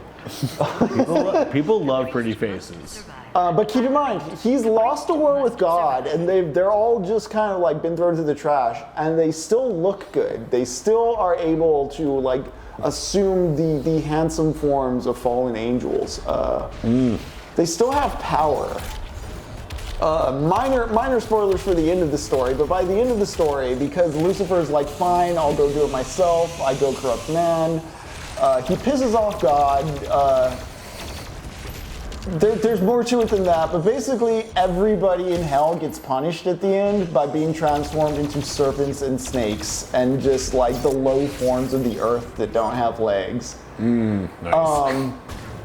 So kind of, the punchline to this whole divine council where Belial's like, we should just chill, is that in a way they should have just chilled. This becomes funnier because in the next book, when he deceives Uriel to get to Earth, it's implied that Lucifer shifts forms. He shapeshifts into a cherub that looks more angelic, and that Uriel thinks is a good angel. The implication being that, like, Lucifer still has the power to shapeshift. Legless bitches, they call them. Yeah, exactly, King of Mystery. They wanted to be slender. So despite losing at the beginning of the poem, like, they got a generous deal. They're in the little realm below chaos and nothingness. Lucifer himself says, the mind can make a heaven of hell and a hell of heaven, and he chooses better to reign in hell. This is like the great irony. Like, you can believe you're in heaven, or you can believe in hell. And you're right either way. And you're right either way. And he chooses himself to define it as hell, despite saying the mind has the power to do either. Yeah. This is his fundamental flaw as a demon, and this is kind of like the fundamental flaw of rebellion that like Milton's getting metaphorical about here, is like when you're lacking introspection and like sincere kind of like self-scrutiny, you don't get anywhere. You just keep tripping over your own dick. Fair. No, I'm built different. Yeah, this Much is like Satan, I too am built different. Yeah, and so that's the exact punchline of this whole divine council. Is like they probably could have just all chilled with their forms and been a little scarred, but no, they wanted the whole kit caboodle, go corrupt man. They end up demons. They end up snakes and lizards and all that. And this is kind of like I love this because it's also what I see. Like, this is Doctor Doom. Doctor Doom puts on that mask. He builds that armor because he accrues a scar and he wants to hide the scar from the world because he's otherwise handsome. But in his vanity and his impatience to put on the armor, he puts it on while it's too hot, and that's what permanently fucks up his face. Oh, nice. That's great. Yeah. That's a great setup. Yeah, it causes him like to be all like, no, I didn't do that. That was fucking Richard's causing me to be impatient, and it's not my fault. It's never my everyone fault. else's. Yeah. Oh, that's my favorite villain. Yeah, that is part of why he's the best villain in the Marvel canon. Yeah. He's also just very versatile. He starts as a Fantastic Four villain, but there's a reason he's fought like everyone. Okay. All right. Look, you're definitely getting me more interested than I've ever been in any Marvel anything. Right, because this is shit that's never going to be in the movies. Even though Rodney Danny Jr. is playing him in the upcoming movie, it's not going to be the same. It's not at all going to be the same. But I do love that idea. That's a fun concept of playing with. Yeah, Jack Kirby knew his mythology and his religion, and it's all over all of his shit, including the Fantastic Four. If you ever wonder where all the weird, like, universal galactic level Marvel threat shit comes from, a lot of it started in the Fantastic Four book. That's where, like, Galactus and the Silver Surfer and, like, the Inhumans and all that shit comes from. Really? I didn't know about the Silver Surfer come from there. Yeah. Wow. I got some upgrade points I need to spend. You know, spend those upgrade points. I got this tiny dog to pet while you do that. Fantastic Four is Yeah, to exactly. blame for all of it. I mean, you're not wrong. What about have you ever seen the Roger Corman Fantastic Four? I like that one a lot, honestly. I do too. It's seriously a really fun time. I think it's just up on YouTube. No, yeah, it's maybe the most. I haven't seen First Steps. I told myself I was going to catch it in theaters, and I just never got around to it. There's too much other stuff in theaters I wanted to see. That's right. There's a lot happening in movies. But I've seen all the other Fantastic Four movies. The Roger Corman one is the most accurate to comics and like the funnest In the true best to ways tone. possible. No, really, it is. Yeah. Yeah. It's such a fun time. You can probably find it for free on YouTube. Damn it, I keep forgetting. Right. Gotta let my jumps recharge or whatever. Yeah. So anyway, Satan takes the job. He takes the job and he's like, all right, I'm gonna move to Chicago. I'm gonna start the new place. Gonna corrupt man. It's gonna be cool. It'd be so cool, guys. And so I just want to go back to book one really quick. When he's waking up all the demons, there's like 9 groupings of demons that are specifically called out. And this, in a way, is Milton speedrunning Dante, like the 9 levels of hell. Except here it's before the levels of hell themselves are formed. He's talking more in the characterization of each demon that's being awoken. In book 2, this is also kind of like an early key in that this is all extremely comedy and these guys are fucking dorks and morons that you should be laughing at.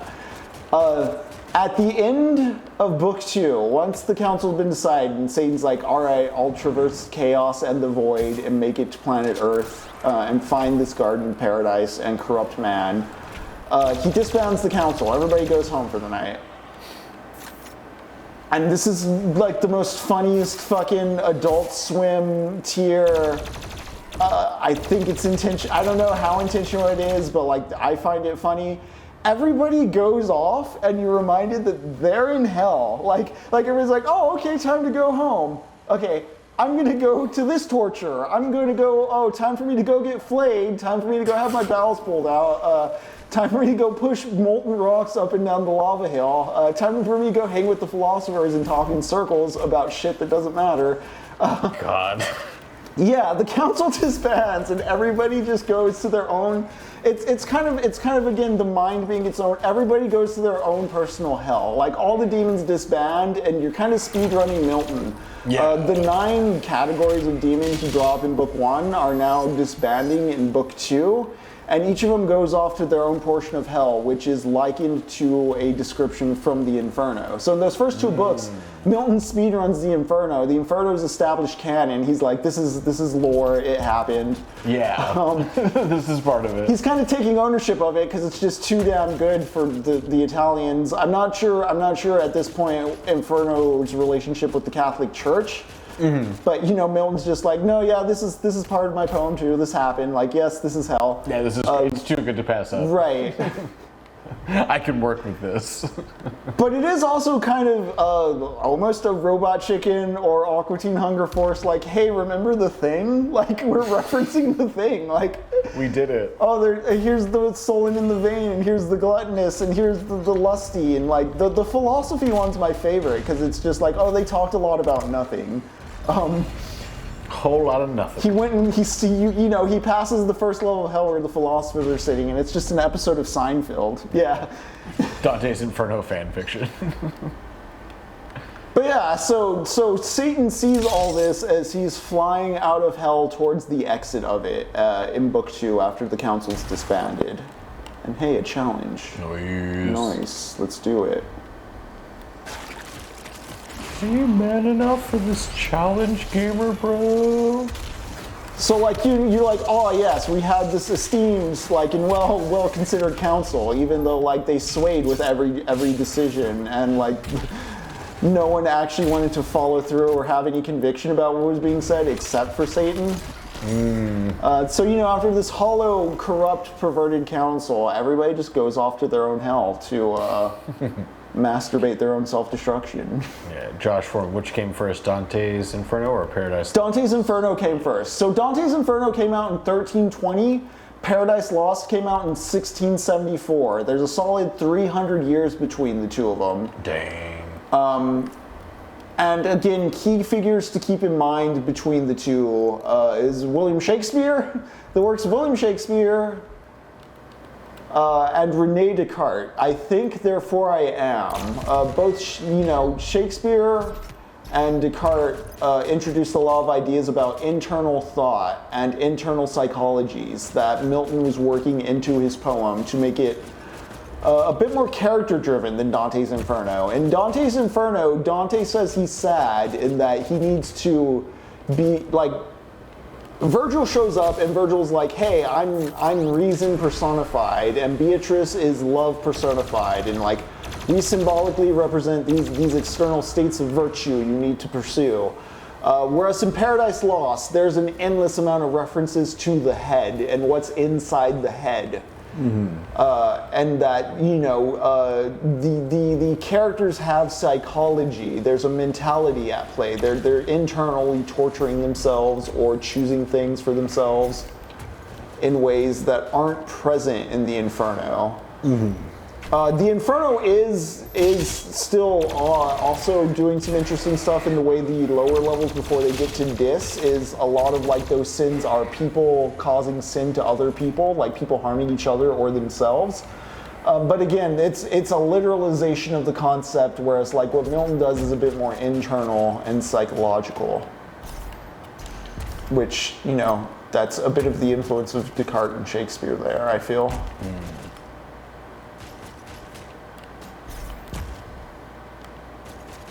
Giant climby tubes. And that monarch's pride is another one of those digs, both at the concept of monarchs and, if I remember right, the Spanish. Again, A Brief History on the Destruction of the Indies was a history pamphlet that was circulating in the 1500s, just about the cruelties of the conquistadors.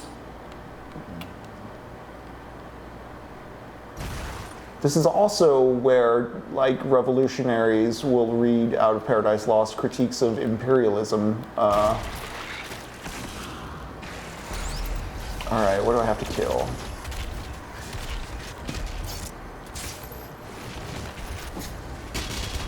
I should get that perk that keeps Say swap That to keeps the explosives. I need to swap weapons, don't I? that or swap to the automatic shotgun when you do that, boy. Nice. That's true. Give me your health. Failed. Didn't do it fast enough. These give like upgrade points though, right? I just feel real low on health. I mean, real low on ammo for stuff. Yeah. Maybe I should come back when I'm armed, you know? That's insane. Gotta murder everybody now. Right. Oh, hi, Barney. Yes. I do have the auto shotgun. This doesn't feel like an automatic shotgun. Yeah. All right, much like Lucifer, I'm not going to introspect. I'm just going to keep doing the same thing over and over again. Surely that'll work. Something will change. Not me, but something. Right. The state of nature, clearly. Yeah. The cosmos will shift around me. Yeah. I'm a big important boy. I don't even know that about me. I ruin everybody else's life for my own personal benefit.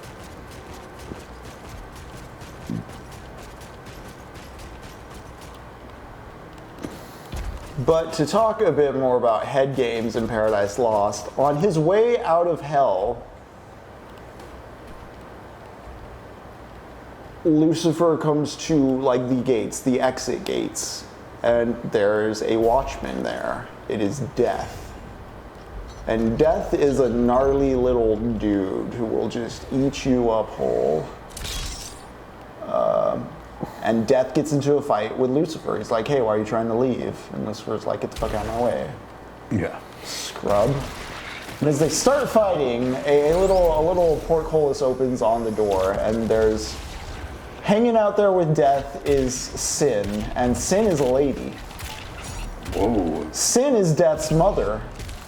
Oh, well, that's fun. Death's father is Lucifer. Oh, awkward family reunion. Exactly. Lucifer does not know who either of them are. He's like, who the fuck are you people? He is as part of his exile from hell. His memory was wiped of them. He's forgotten them. Oh, gotcha. Yeah. Or he's unaware of them because if you remember, it's kind of weird how they get out of their imprisonment at the beginning. It's Beelzebub and Lucifer talking to each other and remembering each other. I contend that we're not even like seeing the original Lucifer.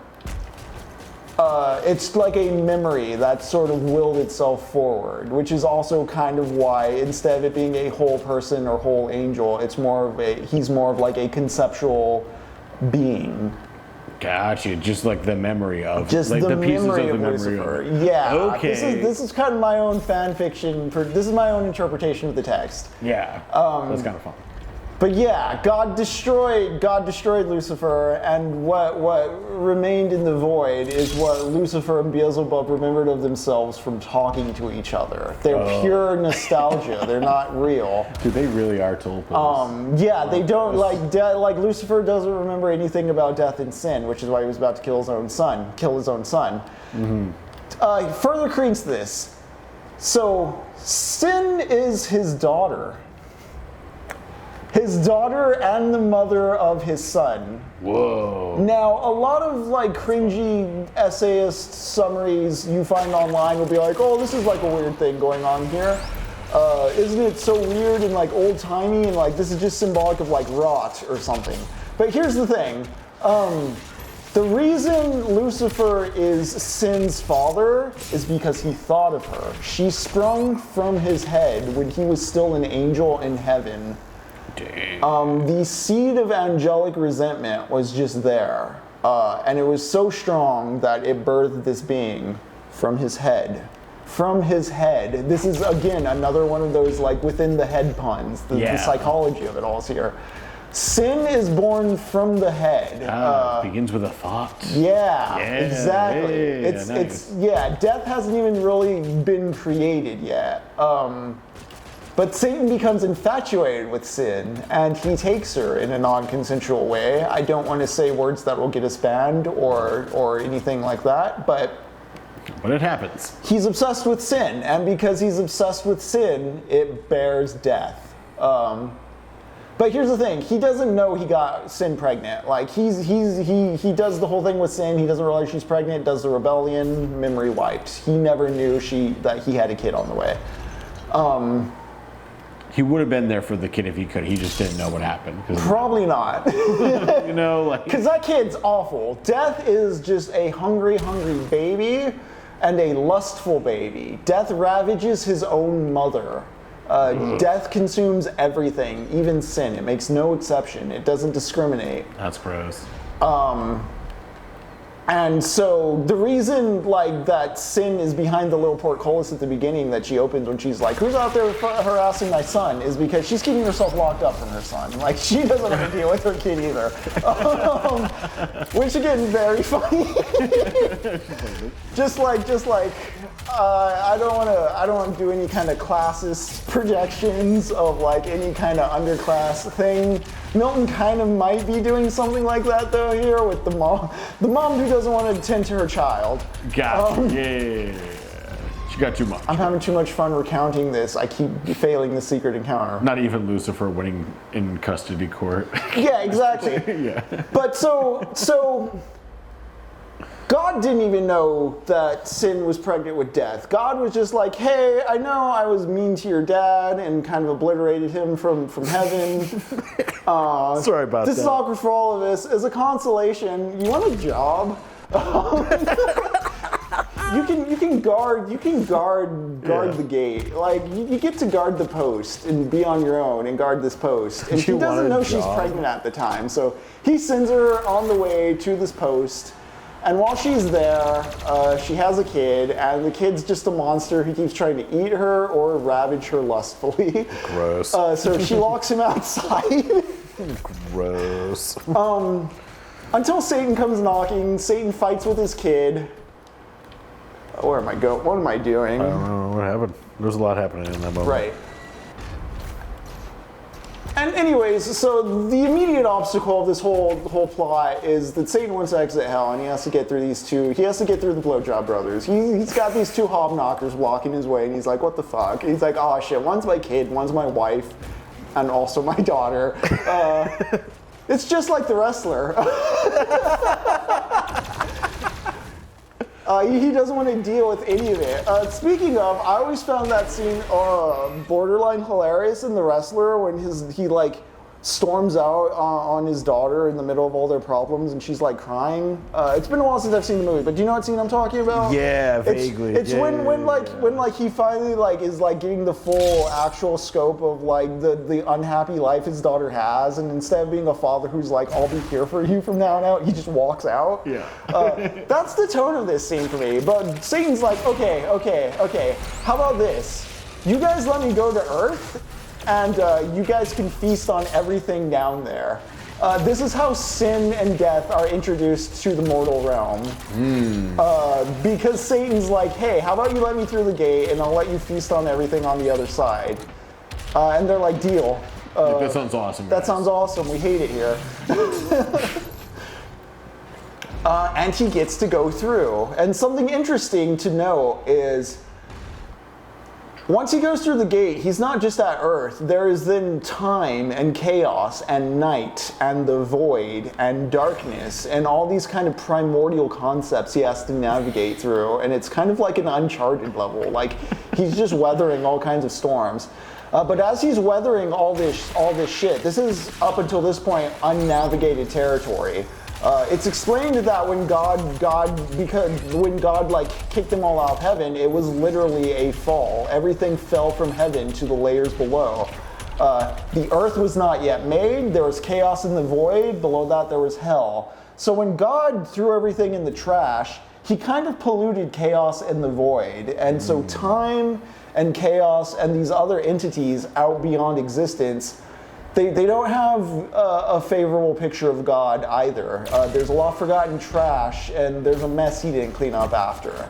And so Lucifer is able to appeal to these feelings to kind of get by.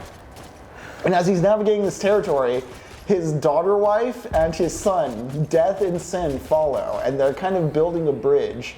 And in this way, this is Milton's like kind of ideological explanation for how like sin and death and like the path to hell all intertwined. Yeah, how that like built it, how that like touched down with Earth. Like the bridge from the chaos to the physical world was built through this method at the end of book 2 here.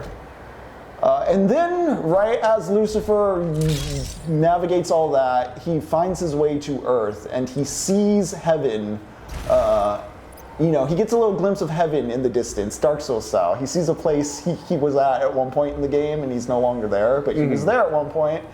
And it's a very like cinematic transition, the end of book 2 into book 3, because book 2 ends with Lucifer arriving at Earth and seeing that glimpse of heaven. Book 3 takes us away from Lucifer and we go to heaven. And I'll get more to that once I get done with this challenge, because I'm not doing good on this challenge, and I really should. I should use those explosives. I should set things on fire. All that good stuff. Fire them boys. Yeah. Let's focus on the game. I've given you a thorough explanation of what happens in book 2 of Paradise Lost. We'll get to book 3 after all that. Oh yeah. Oh, Barney, you just Excellent, King of Mystery. That's exactly what I hope to do here. Yeah, same. I'm not going to be like some slop tubers who will be like, I hope my videos serve as substitute. I just want you to know, like, these things are out there to read, and they're very fun ways of having interpretations and getting into them. It's not just like, it's not good because it's an old thing and an archaic thing.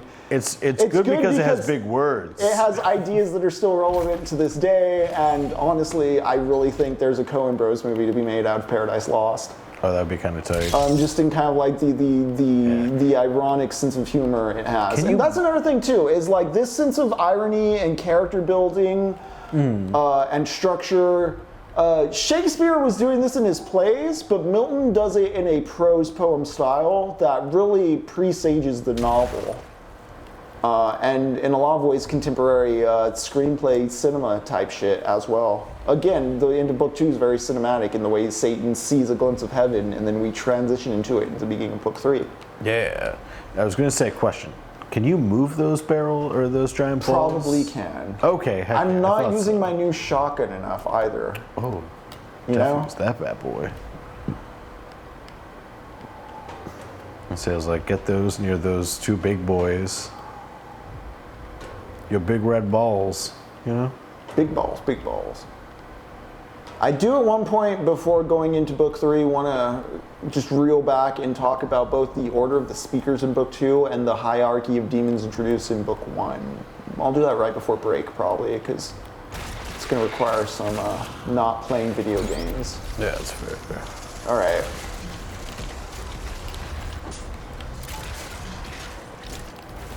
You just lose things so fast. Yeah. A lot happens all of a sudden. Oof, that's right, Barney. That's right.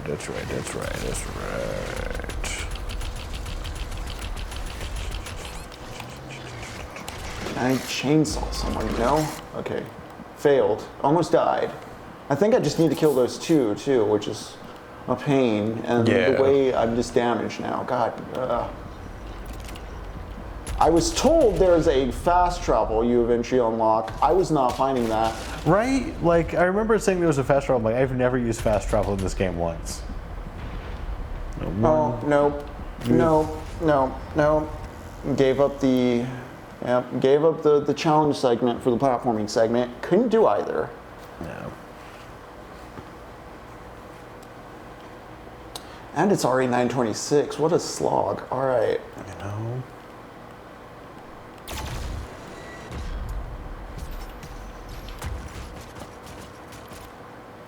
I love the way he daintily climbs.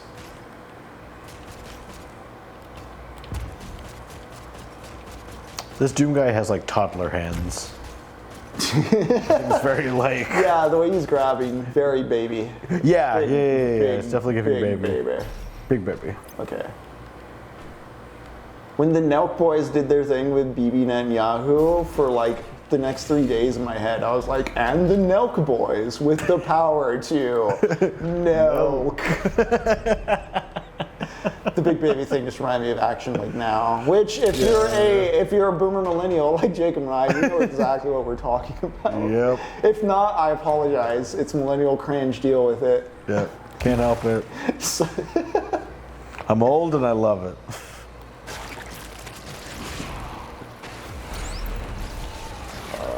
you. Nope. Okay.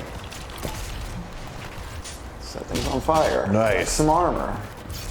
Kill Stab this that guy. Get that motherfucker. health. Get some armor. That motherfucker, then all you have is this bitch. And Get him. fucked. Is that it? Really? Okay. Boom. See, I do just need to zone in more and not ramble about poetry. How dare I read books? King of Mystery, to your point, or to tell you about getting curious about Paradise Lost, I highly suggest reading it to you because it's not that long. It is 12 books long. I've read the first 3 already for these sessions. Each book is about 1,000 lines. But those lines are also, because of the meter, it's not even like a full page. I'm talking about all these things about Paradise Lost, and I can't remember if it's iambic pentameter it's in. Oh, That's literally a consequence of me trying to prioritize like the interesting ideas and content more than the form. Like you don't need to know the factoid about like, oh, it's this and such prose. Like, yeah, that's party. Like, it can be I guess, but there's more interesting things to cover about the story than yeah, there's a lot of levels to this. How much of a fucking nerd do you want to be about it? You can go. I love some English nerds. The Inferno is pretty short as well. Iambic. Okay, yeah, that's what I thought. For Shakespeare, iambic pentameter as well? I believe so. Because I always associate that with Shakespeare, and do not remember it. Nice. Importantly, it does not rhyme. Yeah. Milton was trying to harken back to like epic Homeric form more so. He's being so tongue-in-cheek, that little boy. Yeah, than the popular rhyme and meter of the time. After having just watched, what movie was it? Amadeus. He feels like an Amadeus, you know? Yeah. It's like, no, I know. Again, It's he was great. a little provocateur too. He was he was anti-censorship. Yeah, Aeropagetica, his little pamphlet he handed out against the licensing of publishing. I think it's very much in line with some of the stuff we talk about here, where we've played some very passionately made wads, whereas this corporate-made thing is the licensed Doom product better than the unlicensed Doom product because it has the corporate stamp of approval. The corporate stamp of approval for all.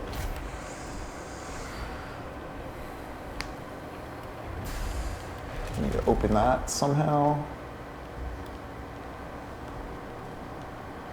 Does this do something?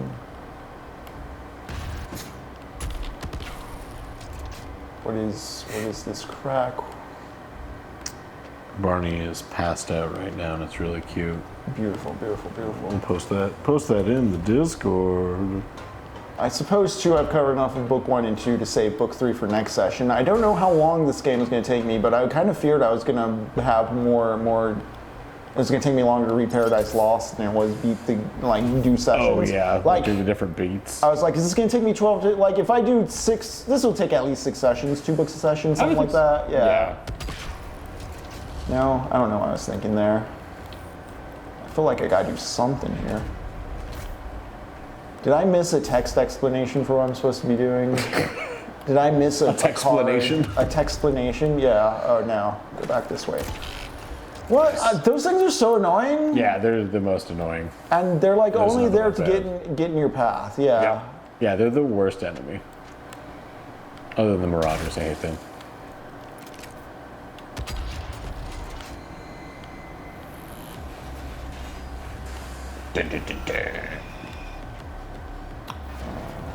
Dude's there. Is this like a... I think that comes in later. Oh my god. Oh yeah, I did get an extra... Oh, I wasted my extra life. That's cool. Oh, I only have the thing. Oh, nice. Oh, and I don't get anything because I didn't kill him the right way, the specific way the game wanted me to. That's right. The first cardinal sin of playing a video Satan game. doesn't have a choice either, you know? It's in his nature to oh my god, come on. Nice. Get them health. Get Yeah, them yeah, lows. Hell okay. yeah. Can you give me armor? Can you give me armor, sir? If you want to give me armor. I need it. Gulp's the thing. Like, it's annoying how it's both, like, not precise, that you have to... Oh, right.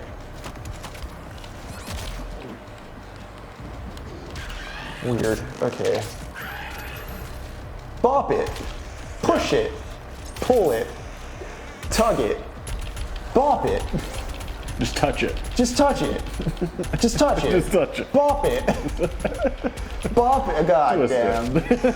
Bop it. Okay, I bopped it. I bopped it. Am I bopping it yet? You bopped it correctly. Now we're bopping it. Can I can't change Now something. we're bopping it. Really? Okay. I've Oh, never there's help actually over looked at here. those guys up close. Pop it. Pull it. You've infiltrated the cult space. Now I'm thinking in bop. Kids bop. Ugh, horrendous kids bop. Oh, what about the Kids Bop version of not Not like us. We need that for the president. Yeah, I was watching some of the Zelensky stream and I was just like, I don't care about any of these dudes in suits. Like, Yeah, all of them are doing horrific things. yeah, man. Doesn't matter what they're pretending to do in the public eye. What they're actually doing in private is horrifying. I understand. Do I have to blast the thing? And then Oh yeah, ding. Yeah, blast the thing. smack it a boy. There we go. You get to do the Indiana Jones sun through the pendant Bum bum bum to bum. get the location. Yes, I am actually. You certainly are getting there. Certainly well on your way. But yeah, so also I wanted to bring up the shortness of Paradise Lost and how quick you can read through it because, like, I'm certain you can read it through all of Paradise Lost faster than you can beat Doom Eternal. And I do think, I don't know if it's because I work as an editor, and so because of editing, I've gotten really into the habit of seeing how much time something takes me and then using that to transpose other tests on time and stuff. But like,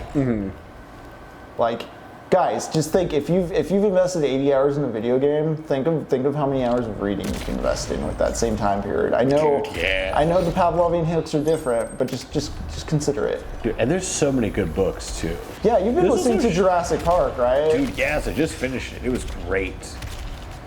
I think we just talked about what we'll be doing next, which I'm very excited about. Oh yeah. The Speaking next of- book we have in mind, or Very the next audiobook you're listening to, we have in mind for yeah. Yeah. We have a 2025 release. Honestly, I don't know why we're holding it back. For any of you who are interested in it, I highly suggest looking into the Fort Bragg cartel if you like your mysteries, but your real life mysteries about what's going on with the U.S. government, where our tax dollars are doing. All the secrets we're trying to hide. Yeah, the Fort Bragg cartel. What is it? Seth Harp, I think is his name. I believe so, yeah. Sounds about right. Jacob's picked up the audiobook, I picked up the physical book.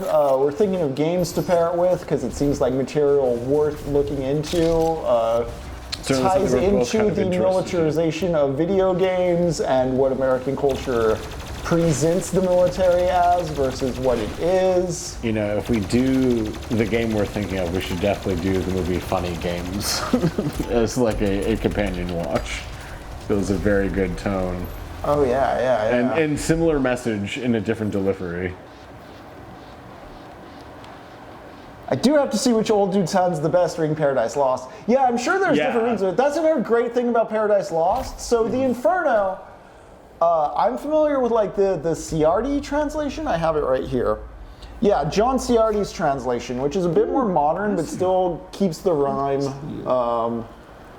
still a bit academic. It tries to be true to form while being poetic. But I know Lux brought over his book with the Gustave Doré paintings, and that was the Henry Wadsworth Longfellow translation. The Divine Comedy has a lot of different translations because it's in Italian.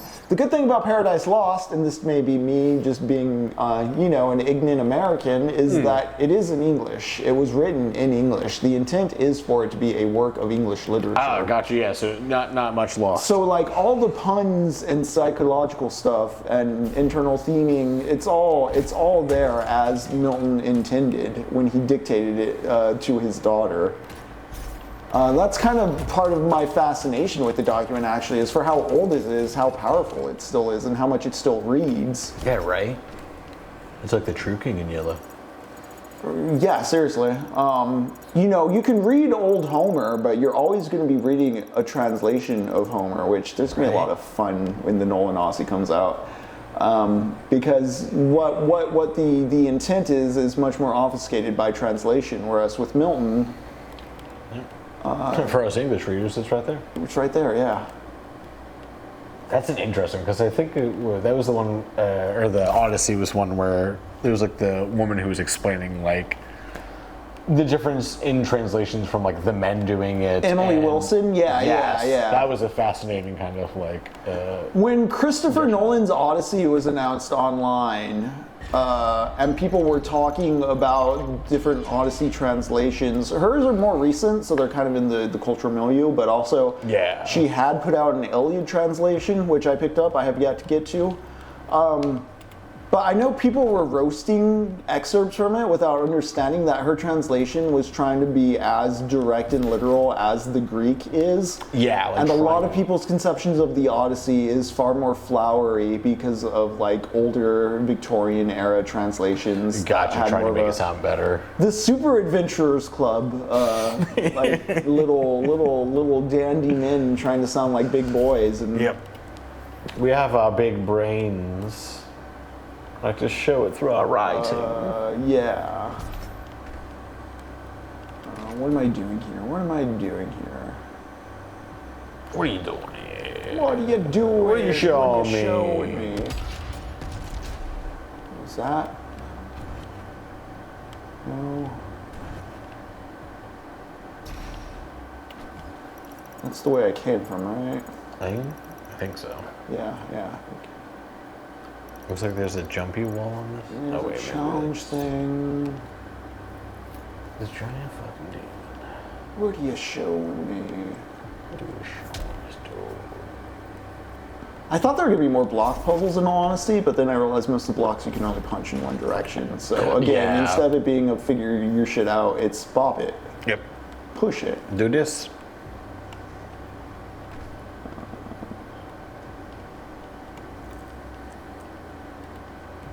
Super jump? Yeah.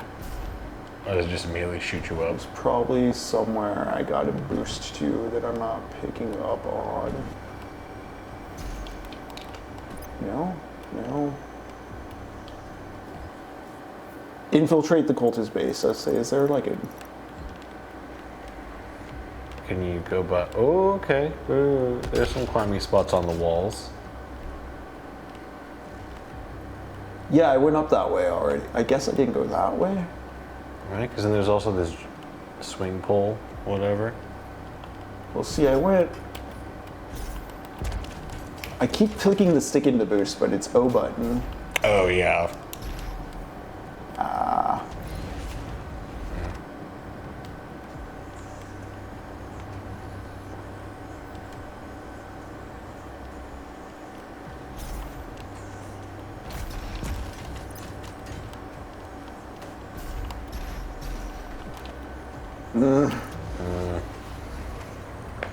Oh.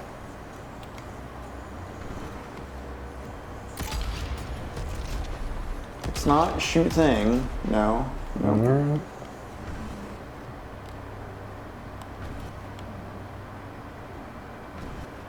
Like, gotta get way up there?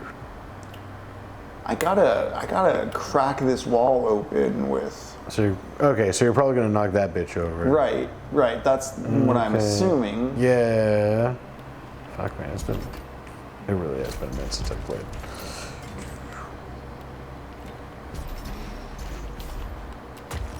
Nice.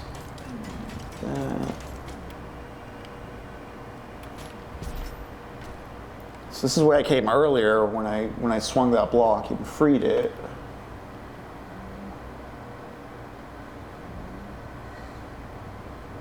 Yeah, exactly, King of Mystery. That was the backlash with the Emily Wilson translation. They want it to be more bravado-stricken, which is a good way to figure out if somebody actually knows their shit about the humanities or if they're just a Roman statue guy who likes old shit because it's old and they think that assigns it a sense of authority and like prestige that it otherwise wouldn't have. Which is, again, kind of the thing we're seeking to not indulge in when we're talking about Paradise Lost in these more fun, kind of colloquial ways. Mm-hmm.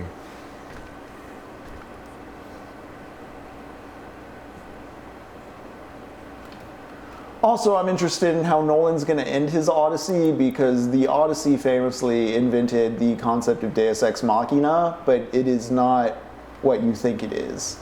I keep mentioning Descartes and Shakespeare as pivotal towards the way Milton was writing, and in like thought in general. I think, therefore I am. That changes where thoughts are coming from. They're not external influences that dictate or direct you through inspiration.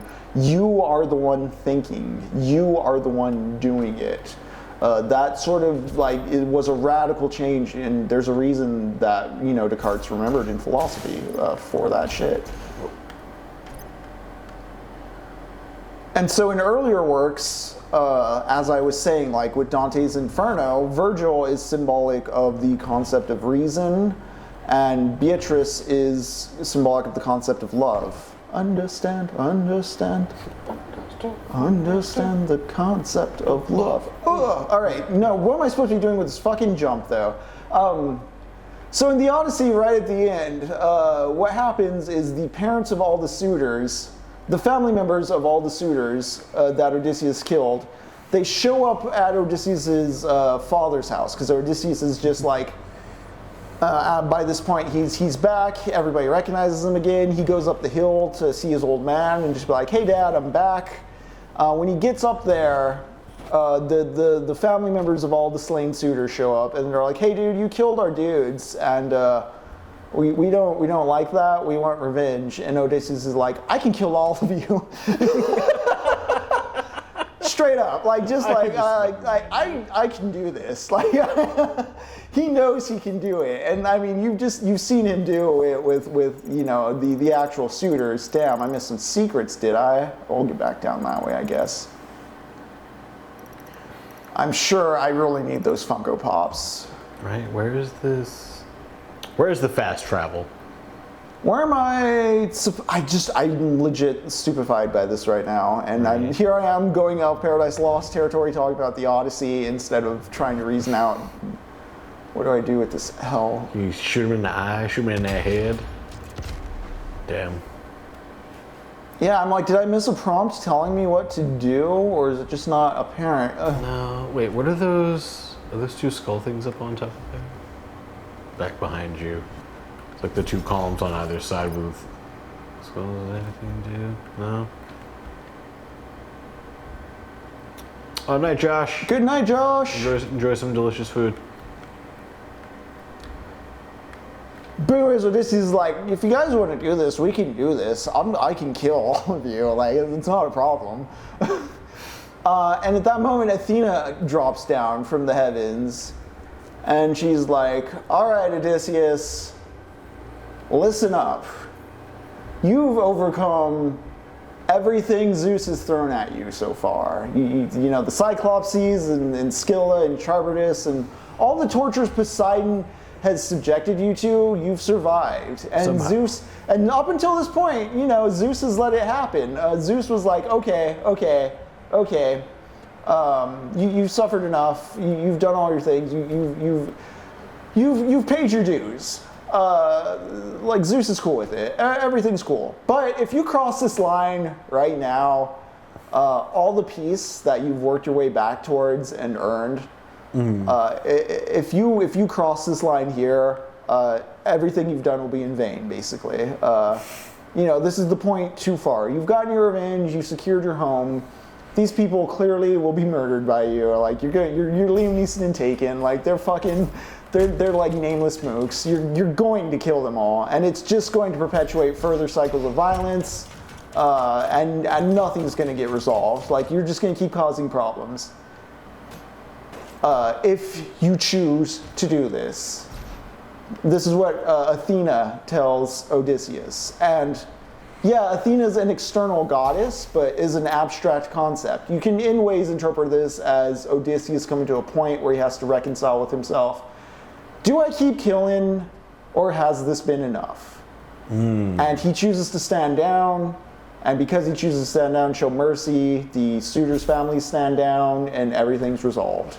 That is the Deus Ex Machina. It is Athena coming down and saying, like, you got to make the choice now. And Odysseus as a character still has to make that choice. Yeah. It's not just Athena comes down and fixes everything. Zeus comes down and fixes everything. The god comes out of the machine at the end of the stage play and fixes everything, which is the way, it also came as a term, because in plays that's kind of like what would happen at the end when the god shows up. They'd be lowered down on a pulley or a wire, so the god from the machine. Again, in other Greek plays, it's a similar function. Like, yes, the gods are coming down and literalizing the point of the story, but characters still have to act on or fail to act on what's being offered. Yeah. Think you just got punch skeleton cry? Just punch him? Or just rocket towards his chest. So jumping rocket? That was not clear at all to me. Right. Like, it is green, but that's about it. I guess, yeah. Sure, why not? Am I neglecting the visual cues of this game too much, is my question, because it hasn't asked for anything like that so far. Yeah, it's just like, he has green chest. You're like, well... Appreciate it, King of Mystery. Yeah, thanks. Again, because the game's so conditioned me to just like look where the diamond's pointing you towards, I'm not considering like actual environmental interaction. Yeah, it's very rare that you're keeping an eye out for that kind of thing. And so this game has good graphics, but it's so loaded with crap. There's a lack of intentionality, I guess you could say, to the visual direction that I find kind of jarring or not interesting. Yeah. This match is not won yet. Come find me, Slayer. Green equals punch. I really should be internalizing the bop it of this all more. Bop it.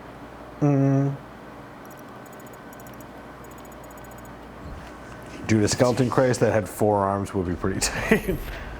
He'll be waiting. That would actually be really fun to have at like a church. As a 4-armed Jesus Christ cross. That'd be pretty funny looking. We're just like, wait a second. Okay, so that was that room. I opened all the chambers. Okay, can I get back down there is my question.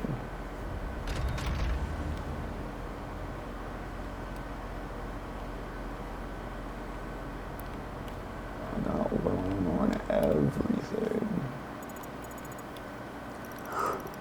If I go that way, it seems like it leads me. Okay. I think those purple challenge rooms give me like useful upgrade points too, right? I think so, yeah. Okay. Yeah. I'm One going of the to many hope currencies. and pray for fast travel at the end of this level. Or yeah, like to fast travel back. I think. Yeah, I would love to be able to do that for the backtracking, because I was backtracking without fast travel, and it got kind of annoying having to load and reload missions when I'd passed thresholds where I couldn't like turn around and go back. Oh yeah.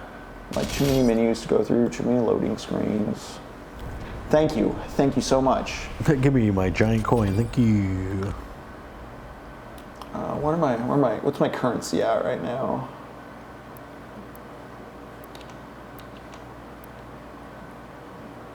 Oh, that's right, Barton, to scratch that head of yours. Okay. Still got wait to accrue points. Yeah, this looks kind of like the end of the level. Maybe. We'll see. Oh, I now have all the tools. Oh my god. Every single one of them. Okay. It feels like, okay, here's the big use all your tools arena. Got Use your it. big tools, big boy. I'm a big tools boy. I need ammo, fuel.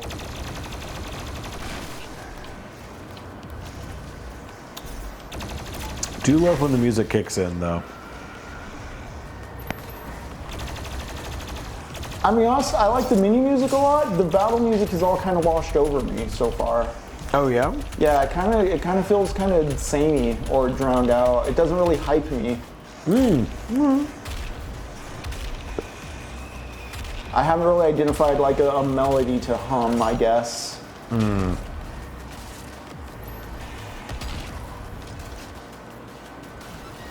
Which, again, I know it's mostly because of MIDIs that old Doom music was like basically watered down like thrash metal and industrial metal. That sampled like the most harmonic parts.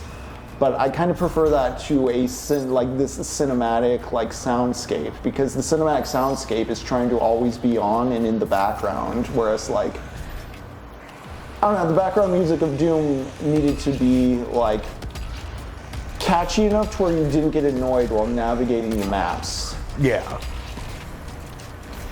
Just enough. In a way where like this is sophisticated enough to where like it can have cues and turn things on and off at a moment's notice.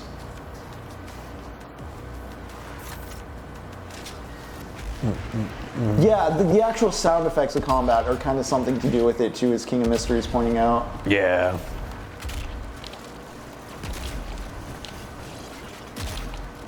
Oh man.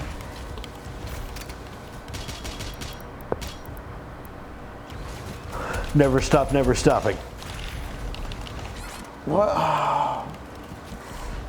This is stupid. Yep. This is so stupid. Just the gained amount of armor. Okay.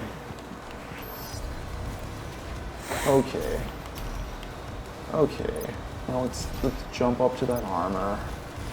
Is there a rod around I can grab onto for that? No.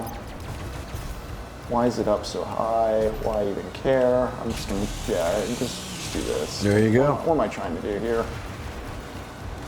Let's set this guy on fire. Give me some armor, dude. I say you should use the freeze one too.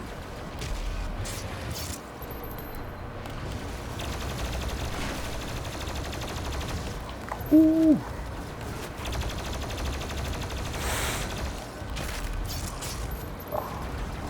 Can I chainsaw you? Okay, I can. Cool. I guess I should focus on upgrading armor next. I just feel like armor does nothing. It's always going super fast. Yeah.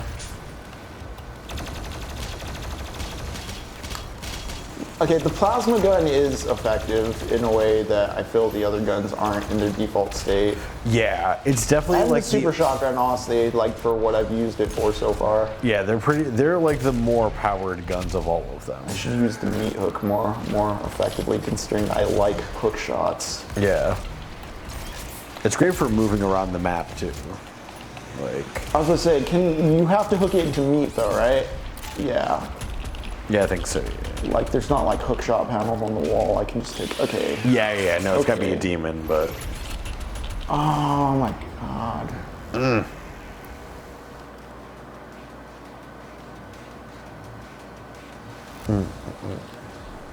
Remember how when we were playing Doom 1 and 2, there'd be times where just like one or two demons in a hallway to kind of maybe signal like where to sniff around next? Yeah, which like, direction you're headed or it headed wasn't the just right like way. big mobs constantly everywhere. I know Odds or Zenith and UAC Ultra had waves of enemies, but Yeah, I'm it just still thinking had about like parts. the way those mobs and hordes directed you through the geography of a level. Again, just game has a lot of noise is what I'm saying, this one. Yeah. I'm not sure what's signal and what I can and can't pay attention to, I guess.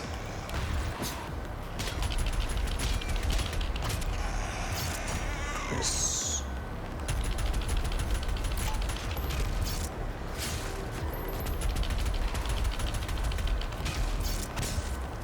Okay, can I set you on fire? I don't have that ready yet, do I? No, I need my don't like the quick change, actually. It makes it harder to do actual changes because I would tap the thing instead of the menu. It just switches to another. Oh, yeah.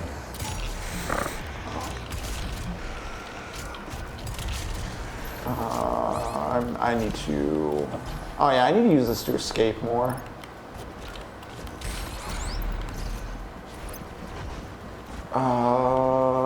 Cool, I'm faster. Not what I needed. Now you fuzz as fuck, boy.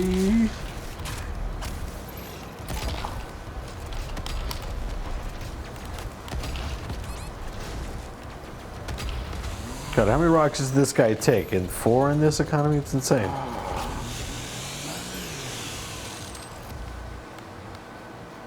I just feel there's way too many instances of the game coming to a halt because of dying, because of how fast you get whittled down so early on, considering like you don't have the full arsenal or whatever. What are you doing over here?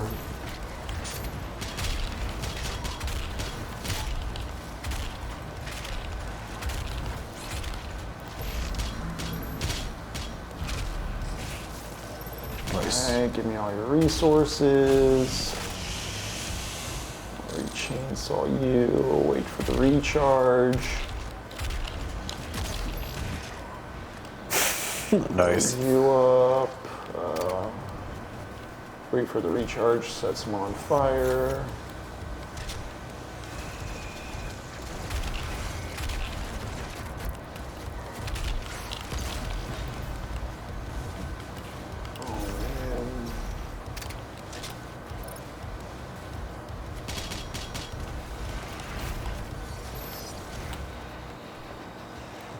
But they give you the health and armor right there in the battles, so it's your fault if you're frustrated. Yeah, absolutely. Absolutely.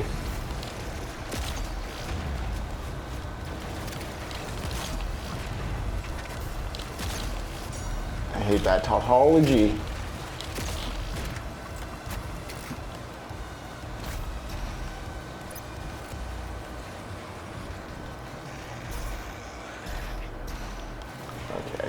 I have a theory of how to get there.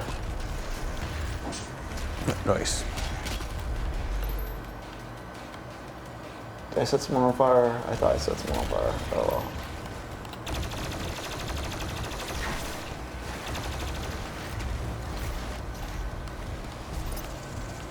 Oh, get back here. Get back here. Where'd you go?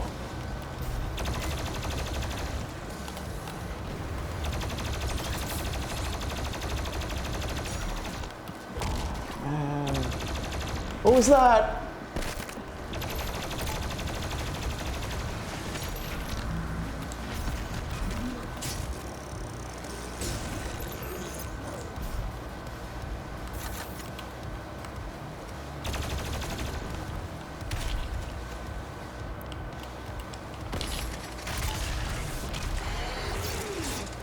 Cool. That was nice, getting the meat hook in like that. Yeah. Yeah, the meat hook is great to get across the level. Fast travel, okay. Hell yeah.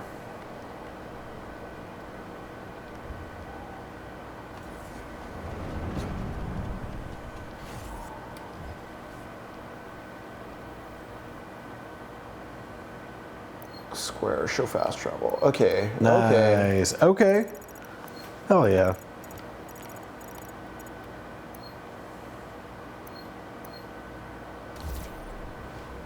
Hell yeah. All right. The Forge of Transfiguration. I am liking the soundtrack more than 2016 King of Mystery. That's true. Like the menu music is like it. I mean, they have the classic Doom riffs in here, so it feels kind of like it's appealing to the nostalgist in me.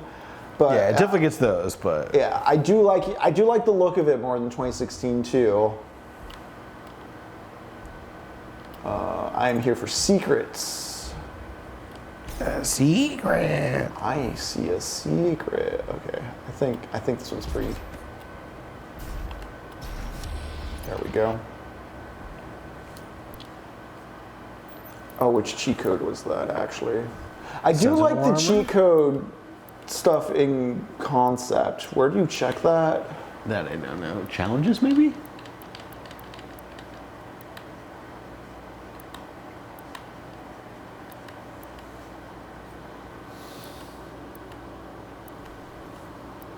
Oh, what are those blue points, by the way? Those are the Sentinel batteries. I think you use those back at your base Back at camp. the base, yeah, to open parts of the hub world up. Yeah. Because game's got to have a hub world. Kids like them Elden Rings, you know? How do I...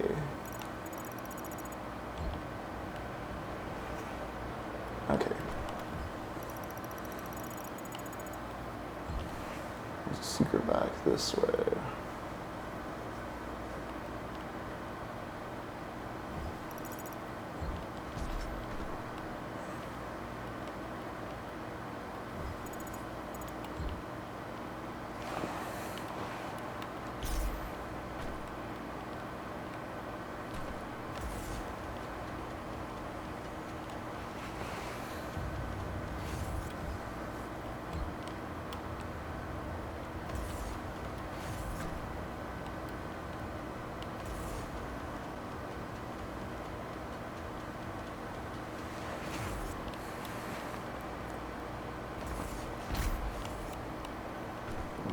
Nothing in the shaft. Nothing in the shaft.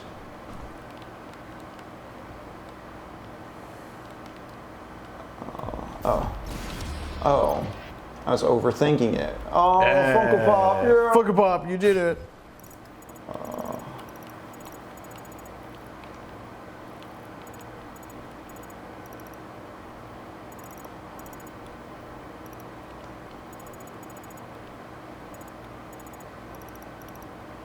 What is that? What is that? Oh, that was the little floating thing that the super shotgun was on. Oh, yeah.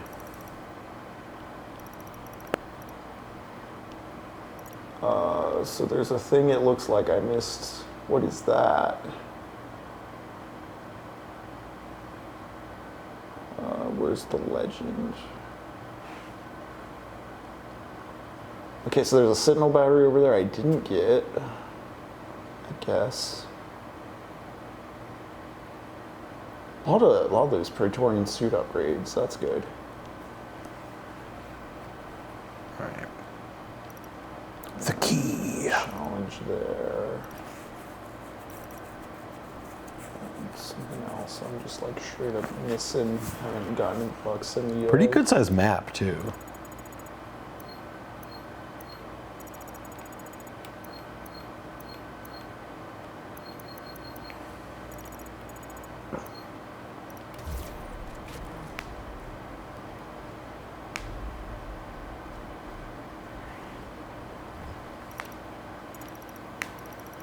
Back towards, okay.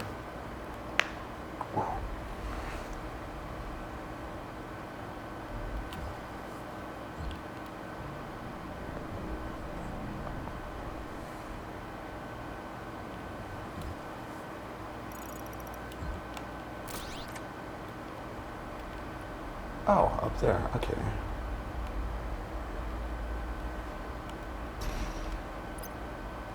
Well, how do I ever?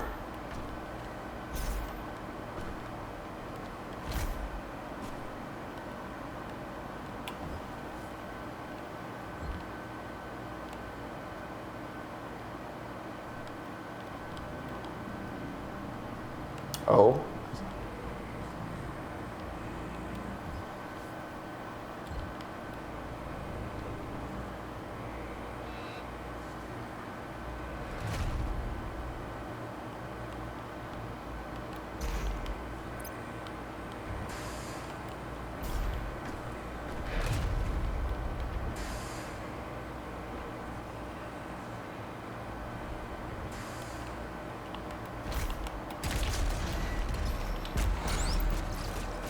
Nice, got it. Hell yes. Get there. Yes.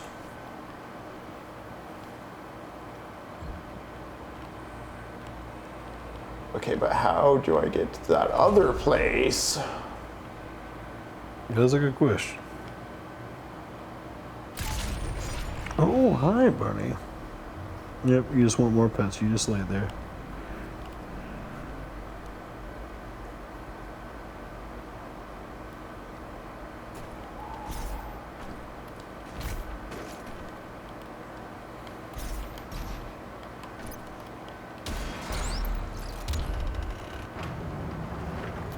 The secret. Where is that? Where was that?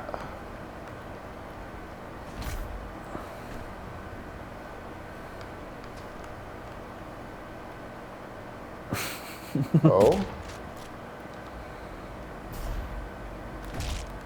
No? Can you shoot him? Did I do anything?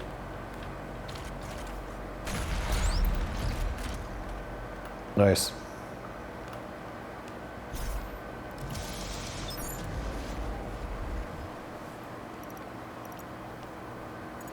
But how do I get that battery?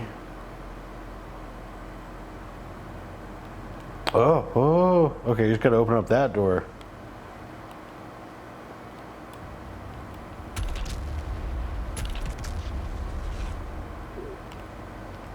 Go down to the lower part? Hmm?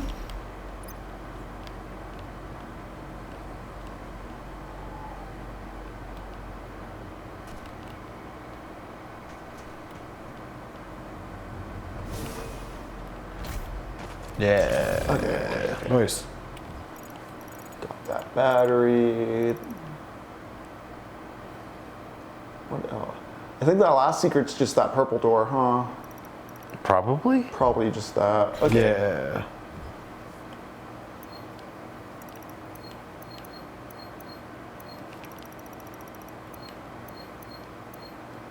Yes, the promenade of culling. See, I trash the game, but I do it out of a passionate interest in the actual inner workings of the thing. I mean, if I hated this, I would not be licking corners like this, you know? Yeah, right, like... I legit want to see what, like, all the upgrade stuff, like, I'm assuming if I get all the secrets and I get all the upgrade path stuff, I'll have a pretty strong in-game arsenal, you know? Mm-hmm.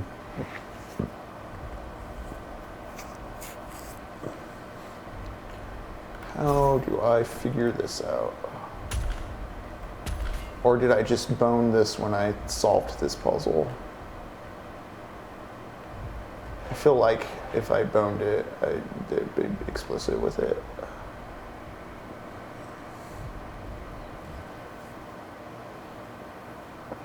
Looks like there's a jump wall behind it. Some sort of climbing wall or whatever.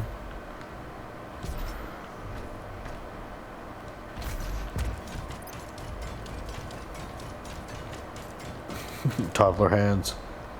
Yes, okay. So it's over there. Over that way. There's no, like, jump from the top for it, no?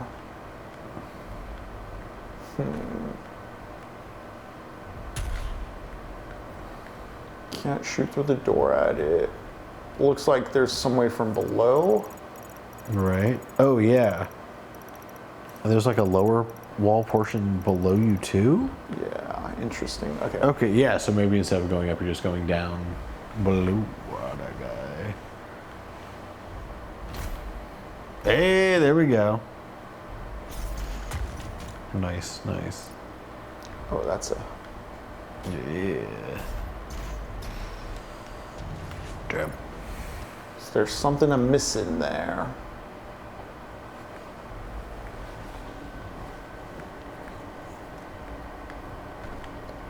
Where's the stupid statue? There it is. Stupid ass statue.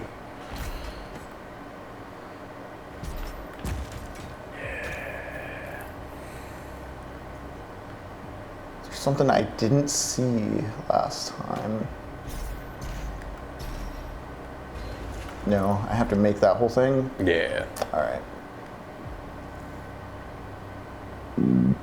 Ooh, put on.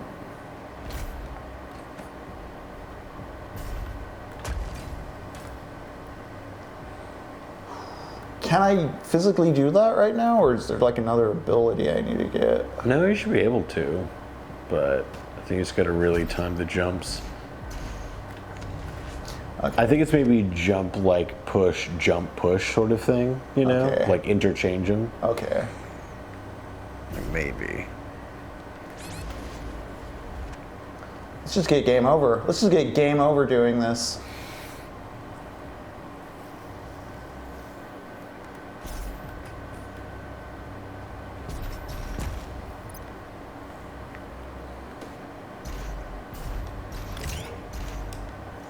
How many push?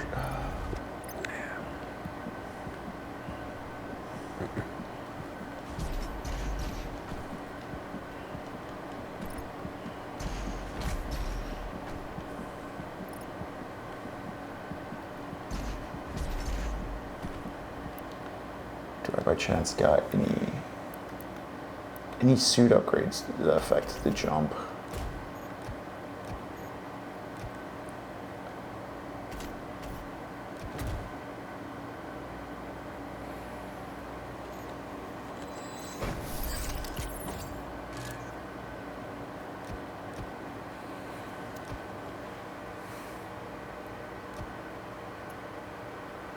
That might be useful, like.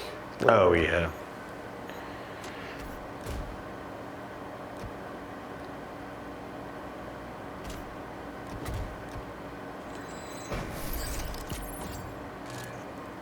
I'm just spending points, man. Do it. On one hand, I feel like it should all, in theory, be useful, but I don't know. I feel like maybe. Damn.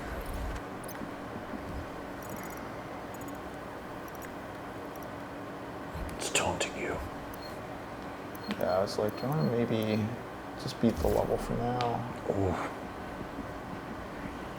Okay, it's 10, 12. Oh, damn. Yeah, let's beat the level for now.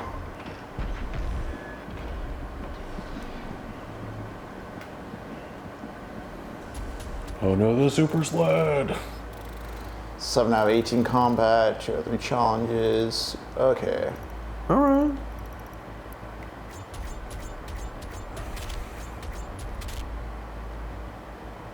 Three Slayer Gates I missed, eh? Okay.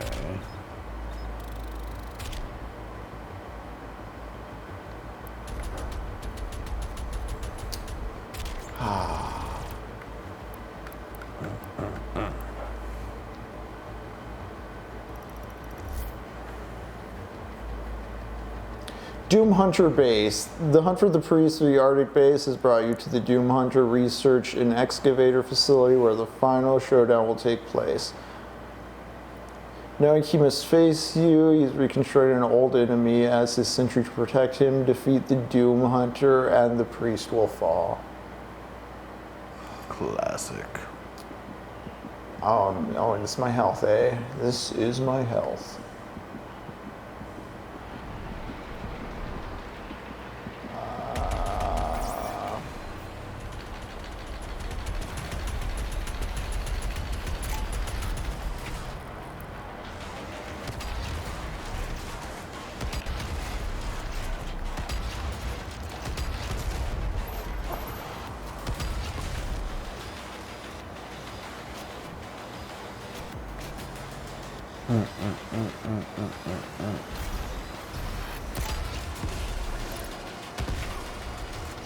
I should use something that's not going to give me splash damage, or do the upgrade so that I don't get splash damage, which I think is a thing as well.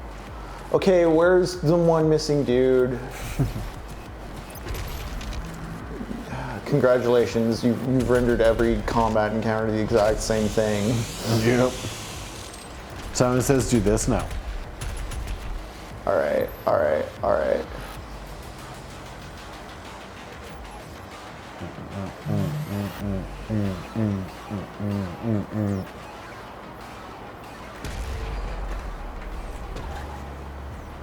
Okay.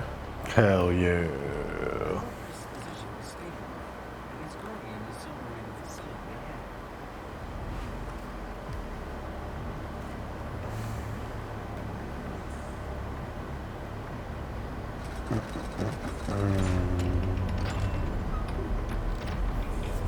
So just like if I checkpoint here and then go back to that mission to do that jumping challenge, like, will I have to redo that intro part, or can I load by checkpoint? Like, am I married to this level now until returning to the hub world? I think so, maybe. Oh no, like you would start back at this place, I think. Yeah. Check milestones, maybe. I shouldn't have ended the mission, I guess. I was gonna hand it off to you to do the jumping while I just did some quick notes reading at the end, but now I feel like I just triggered a whole new the beginning of the next area. Yeah. And like I'm supposed to feel climatic about this hell priest, but again, because every combat's the same kind of bop it interaction, I've just been numbed. Truly numb to it. I don't want to feel like a Debbie Downer about this whole thing. It's just, I don't know, the weapons aren't winning me over, the combat feels a little clunky. The platforming's been better. Yeah. I wish that the exploration stuff, I wish the game was more geared towards exploration, both because the way, like, the little hints of exploration it has presently are fun, but also like the way you gotta reload and re-navigate to points isn't, it feels like it's not the prime. Yeah, it's not the focus. No, nope, shouldn't have done that. Too low, way too low. Fire, is there a place that's what I should have checked for. Jump up 2 inches. Nice. Nope. Oh, no, I saw, no, okay.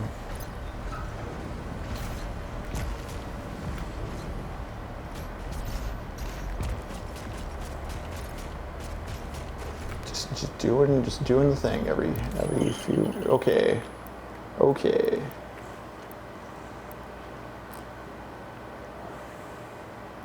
Yes.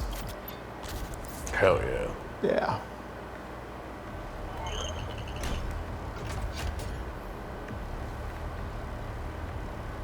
Thanks, Vega. Vega. All right.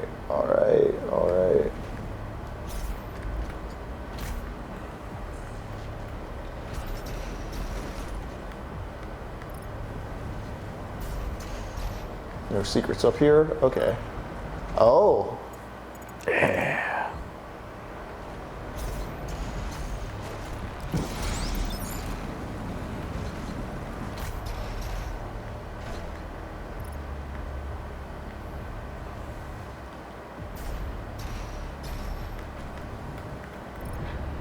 Give me that corn, boy. Yeah. See, this has been a fun little adventure and just screwing around with the platforming. The platforming in this game is really good sometimes. You feel accomplished at moments.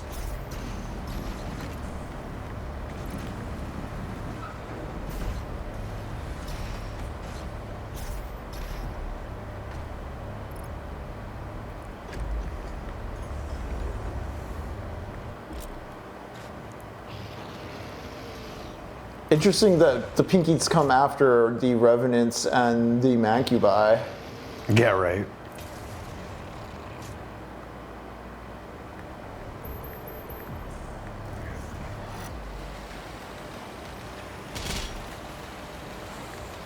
Honestly, I feel Doom 2016's combat loop was a bit less restricting.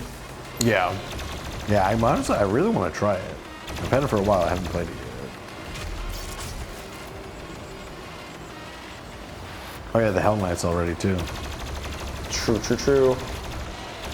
Oh yeah, I gotta hit him in the back. Their weak spot's the tail.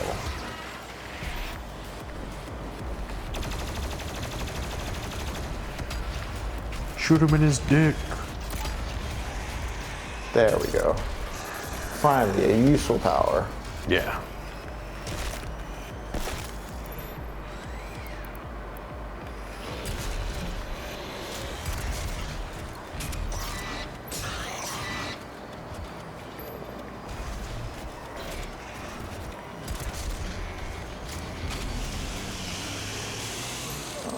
Somebody give me armor.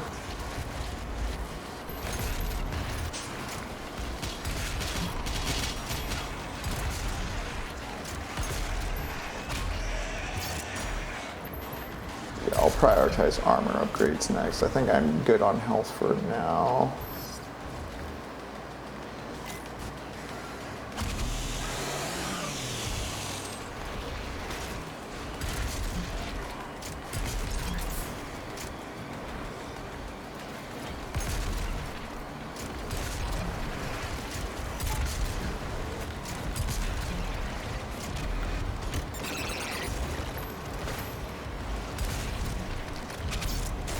Okay, okay.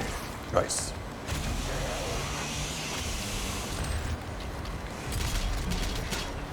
Whoa. Whoa. Dang.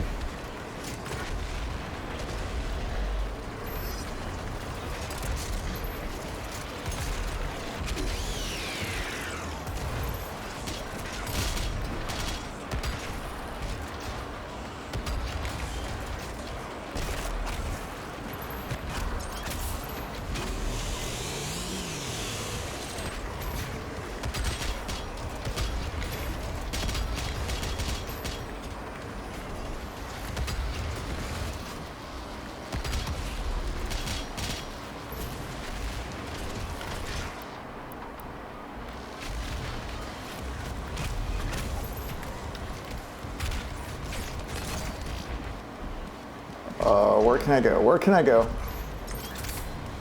Up there, yeah. Go crush that guy for some health.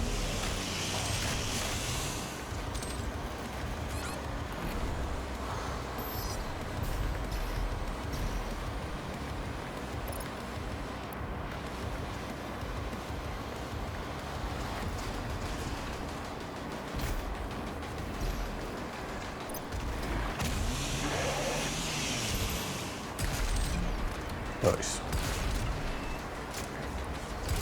Enter the stagger phase.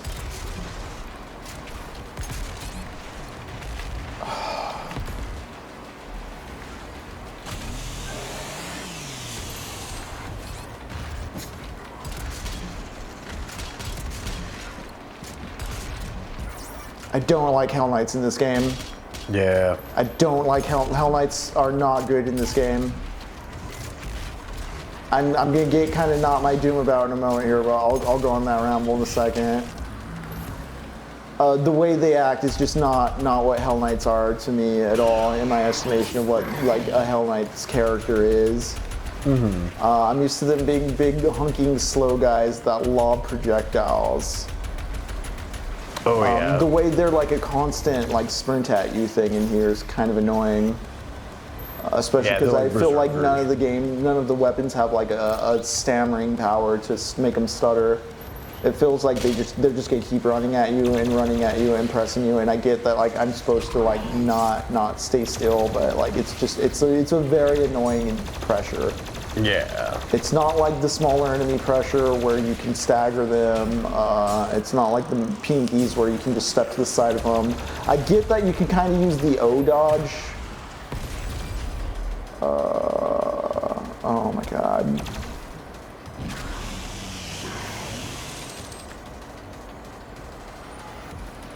Sweep the leg, sweep the leg, sweep the leg. Always be sweeping the And leg. here we are at near the end of an encounter, as always, where there's one dude straggling, but there's still the high intensity music cue playing.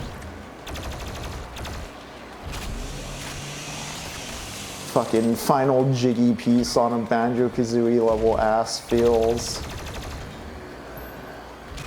Except not, because I guess they're still coming. Got some weapon points at least, nice.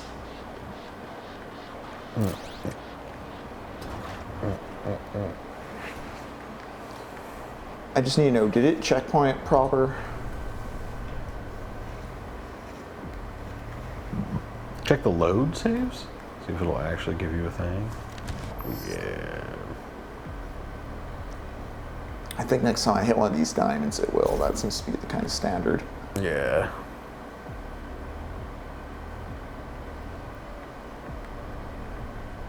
It's pretty funny, King of Mystery. What is it? Dude just fell out of the level. Oh. Remember the first time I played the Arkham Asylum game? I got to the final fight with the Joker at the very end, and the game corrupted with my winning punch. That sucks, dude. Yeah, I just completely fucked the entire save file. It's like, I just played so much of this game. Yeah, can't. Life ain't fair sometimes. Oh, these fuckers. Is that like a cyber demon on a tank or a floating? Yeah. Okay. And you have to like take out the tank first, and It's an order of operations. It's just more bop it. Yeah, More bop it. But like specific to that one. And that's usually where the pain in the ass comes in. It's like, first you gotta do this, then you gotta do this, and then you can do this. So see, video games do bop it all the time. It's just a matter of contextualizing or making the bop it meaningful. And I guess I just don't find the bop it meaningful here because like it doesn't service like the lore. It's very surface level. Yeah, bop. yeah. Yeah, it doesn't go much further other than like you kill the demons. There needs to be less explanations and less pausing for more direct demon killing stuff. Okay. Oh.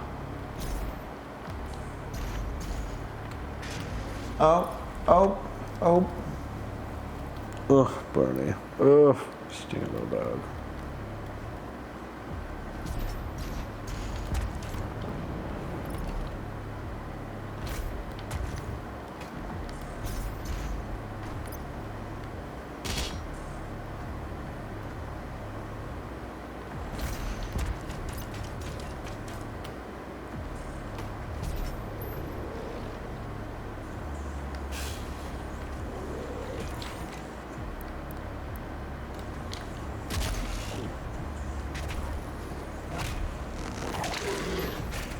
Oh my god. Dumb.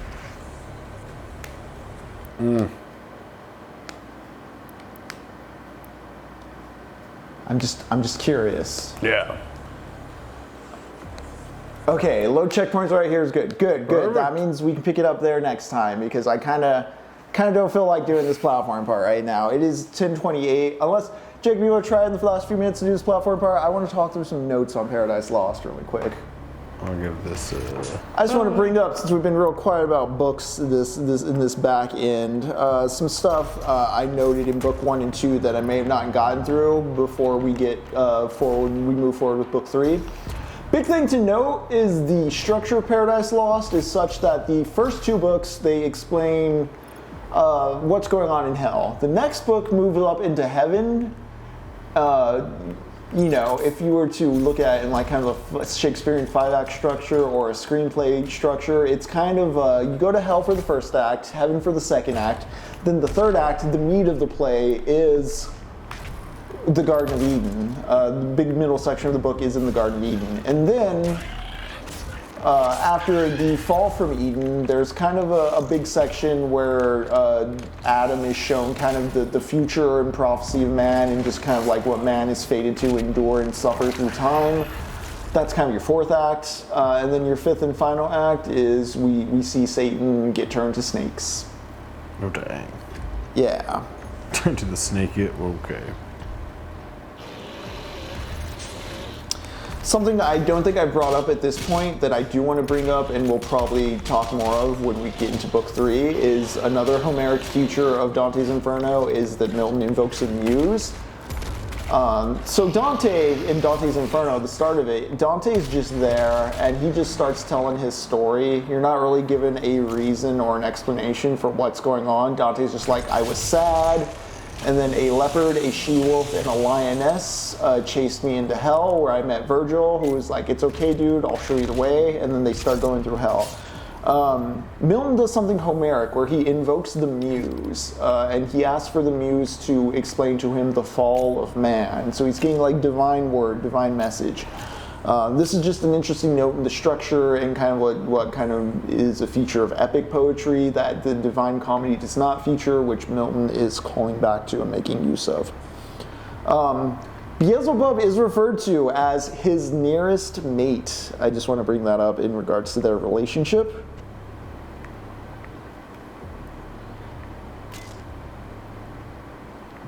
All right, let me go through just in book 1. I think the only thing I really didn't talk about that I wanted to talk about was the prime. There is a line, line 506 of book 1. These were the prime in their order and their might. This is Milton just going through real quick, I'll run down. So the first and foremost is Moloch, blood of human sacrifice and parents' tears. Again, Moloch's just pure violence, human sacrifice. The end point of all this evil is, you know, people die at the end of it all. At the end of wars, at the end of factory floors, at the end of it all, there's death. The worst kind of death is killing your own children, killing your brother, killing your own family members. But Moloch is just all of this, just the blood of human sacrifice and parents' tears. The first of the prime, the strongest, the primordial violence of Moloch. Now, below Moloch, there is chemos, the obscene dread. Now, chemos is the lust, the distracting libidinal urges that drive us to commit violence, the urges we feel that we can't say no to, and we're so horny for them that we decide, you know what, it's worth breaking the law, it's worth sinning. The payoff's just too damn good to not listen to my libidinal impulse to do this thing. That's the lust of chemos. And, there's a specific hierarchy to this. Chemos feeds Moloch. Your lust feeds Moloch. Because of your lust, you're willing to break and transgress and do the violence that breeds Moloch. Now, below chemos, there is Balaam and Ashtaroth. And they are slippery and assume both sexes and bend to any purpose without any kind of resistance. They move with the wind. Because of them, there's no law and order. They kind of let things slide. They are what grant permission to the sort of habits that chemos feeds off of. If chemos is lust, Balaam and Ashtaroth are the turning of the head away from, they know better, but they don't care to enforce it. Now below Balaam and Ashtaroth is Ashtoreth, a queen who's worshipped on the wrong grounds at the wrong time. Now this is important because while she is allegedly a holy figure, the practice is all fucked up. There's no consistency between her practice and the material world, which is kind of why she is below Balaam and Ashtaroth. If what you're preaching doesn't match up to what you practice, and there's no ethical consistency to what you're doing, there's no faith in what you're doing, there's no belief in what you're doing, there's no reason to follow what you're doing, and that's kind of like the slippery slope that leads to Balaam and Ashtaroth through Ashtoreth. And then there's Thammuz, below that. Infected Sion's daughters like heat, the lusty allure demon that draws people away from the temple. If people aren't consistently practicing at the temple of Ashtoreth, it's because they've been distracted by Thammuz, who's the higher priority as far as what you're prioritizing in life and what you're looking for. Now below Thammuz is Dagon, upward man, downward fish. Dagon is a symbol of self-confusion. If you don't know what you want, that kind of puts you into the path of listening to someone like Thammuz, who will feed you what you want, which is something lustful and slippery that, again, leads you down that whole trickle down to Mammon. Not Mammon, to Moloch. Mammon is not one of the prime, although Mammon is named. Below Dagon, there is Rimmon, worshipped God for the wrong reasons. This is kind of a lesser form of the confusion Dagon permits, where Dagon leads you away. Under Rimmon, you're a leper praying for others to suffer is kind of Rimmon's thing. Whereas Dagon is not quite self-destructive, Rimmon is. Dagon may be straying away from the path of religion. Rimmon still has you on the path of religion, but it's a spiteful religion. You're praying for the suffering of others more so than the betterment of anyone, which comes back around when we get to Jesus in Book 3. But below Rimmon, we have Osiris, Isis, Horus. He lumps all the Egyptian gods together as wandering gods disguised in brutish forms. They are abusive of fanatics and sorceries. It's interesting how all these ones under Dagon sort of flip the switch. Dagon is confused and doesn't know what to worship. Rimmon, they worship for the wrong reasons. Osiris, Isis, Horus, the Egyptian gods, they were worshipped because they granted black magic. They have abusive fanatics and sorceries. These are basically small-time comic book supervillains in Milton's cosmology of things. Little chaos angels that they will stray you away. They will make you worship false idols. They will grant you a little superficial of the earth magic, but you know, you're slipping away. You're dying. You're losing. Choose an upgrade here, eh? Yeah. What do you feel? Oh man. I wanted I wanted the slow motion. Yeah. Chrono Strike. And I think we can equip 3 at a time, so there you go. Hell yeah. Oh yeah, we'll equip it. And then, of course, under Osiris, Isis, Horus, the whole cavalcade of superficial gods that grant you temporary worldly powers, there is Belial. And as I said, Belial didn't fall. There are no temples for Belial. He is just vice itself. These were the prime in their order and their might. And again, Mammon is not included in that because Mammon's a lesser entity. He's more a force than a fully realized demon, always looking down at the golden pavement of heaven, not enjoying the glory of anything else, even before the fall. Mammon is the architect of pandemonium, but he only does it after being ordered. It's not his own creativity. In fact, when pandemonium's being built, it's noted that there is gold and other precious metals in the floors of hell that are of no use to any of them. You know, what would be like light or something valuable or blessed on the earthly realm, it has no value down in heaven. It's unsensible. And then I just want to reiterate, the affect of rebellion is a huge thing as we get into book 2 and we see more that Lucifer is just described as handsome but empty.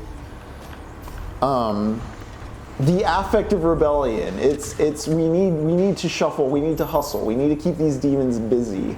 That's kind of why they need to keep moving, because if they all settle into hell, they all realize they're miserable and be at each other's throats, which is kind of what happens at the end where they turn the servants. But this all reeks to me of the move fast and break things ideology of Silicon Valley, in the way it's like, well, everything's sturdy, but we can't be content with that. We have to make something new. We have to innovate. There has to be progress.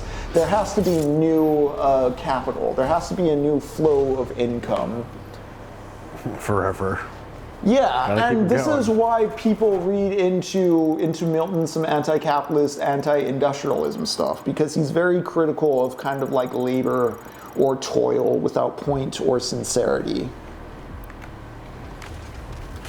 Which is kind of what they're doing with this divine council. It's like, well, we're all awake and we're here in hell and we don't want to be miserable, so we might as well talk out what we're doing.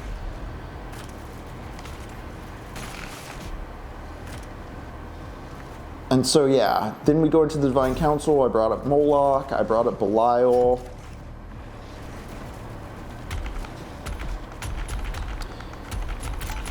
So Mammon speaks at the divine council.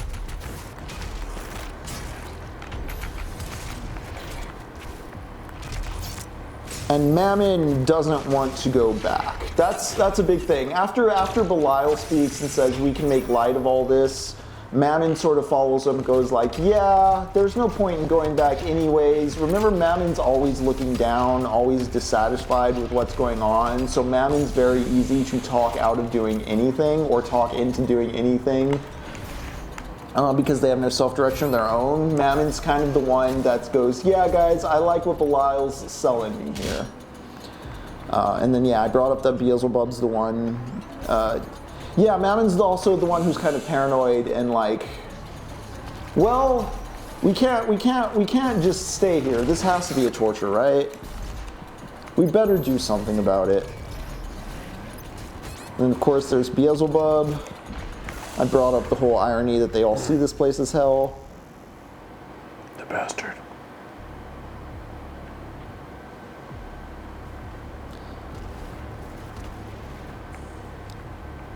And that all gets into it. Yeah, I think that covers the more specific stuff I kind of lost out on. Really, I just wanted to go through the hierarchy of demons in book 1. I covered book 2 accurately. I covered book 2 more accurately than I realized. Oh yeah, or more thoroughly. Line 473 of book 2 is interesting because it mentions that everyone dreads Lucifer's voice, so they're kind of just nodding to go along so that he'll stop talking and go do the thing. Like, everybody wants their boss to stop talking. They hate this. Like, they just want the council to be over.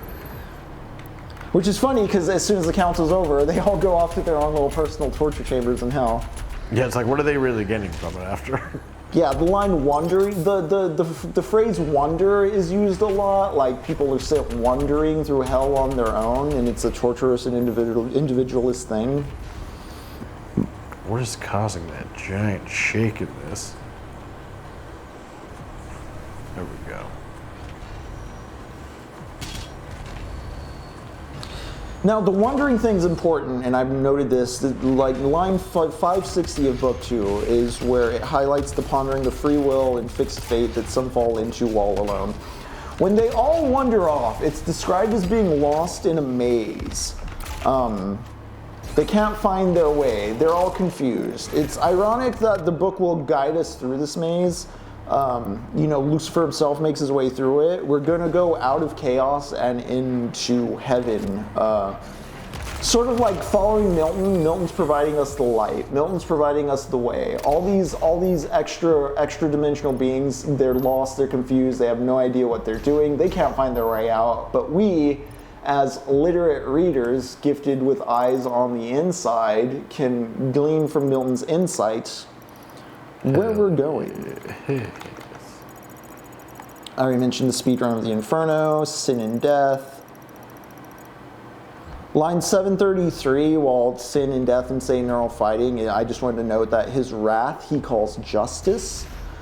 This is just to highlight that, Satan isn't just. There's no internal logic going to his law or any reason to the rules besides wrath and vanity. It's all personal.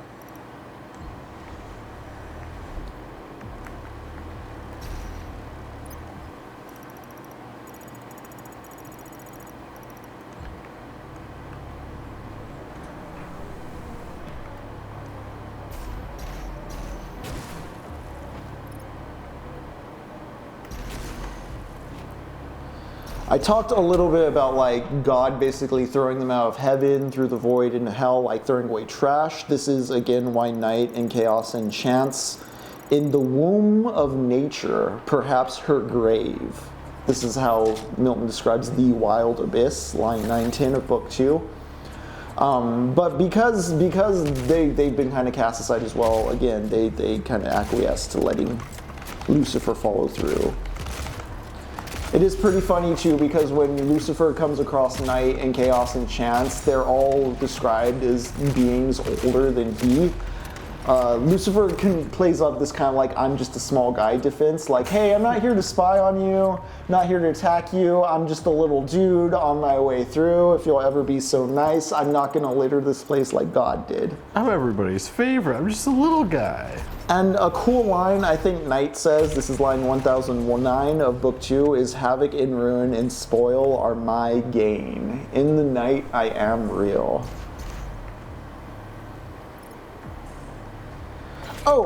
I compared it to an Uncharted level earlier when I was talking about Satan navigating the chaos void. But you can also read it as him navigating a ship. This can be taken metaphorically for a ship crossing the Atlantic. You can liken what Satan is doing to the. You can compare it to the construction's not the right word. The establishment of the slave trade, the transatlantic transportation of bodies for the work of imperial capital. The way Satan is crossing the abyss is like a conquistador crossing the ocean. They're going to get riches from somewhere far away. And again, death and sin follow him through all this, and they establish a trade route between earth and hell.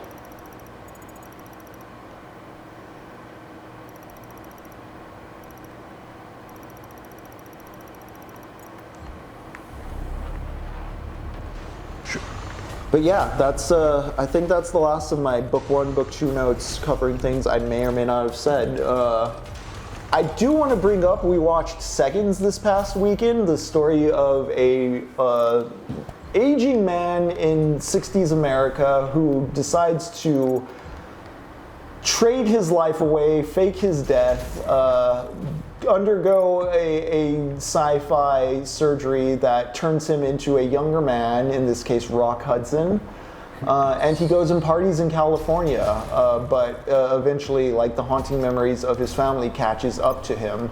I wanted to bring this up because the movie is such a state of mind, the mind making its own hell. Like, despite being given this kind of Rock Hudson celebrity California artist existence, he can't live with it. Like, the mind is too much its own hell. And this is a thing this is a reason we watched Mulholland Drive and I Saw the TV Glow and all the other movies that we've been watching as part of this summer's syllabus. They deal in ways that people psychologically torture themselves or fail to recognize the way they've placed themselves in a structure that leads them to believe they have to be crueler to themselves than necessary.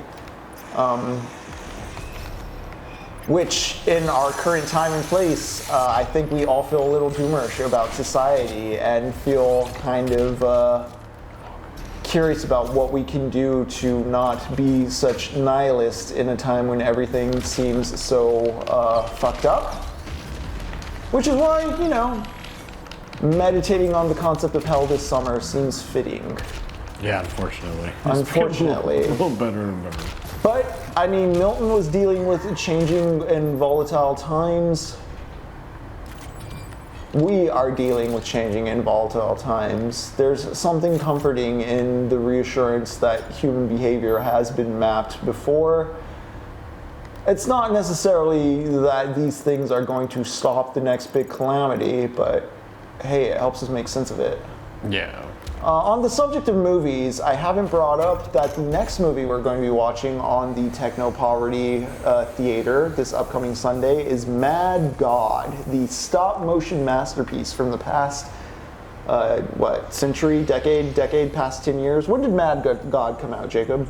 Oh man, I was a Kickstarter for it. That came out, 10 years ago? Well, no, it was started 30 years ago.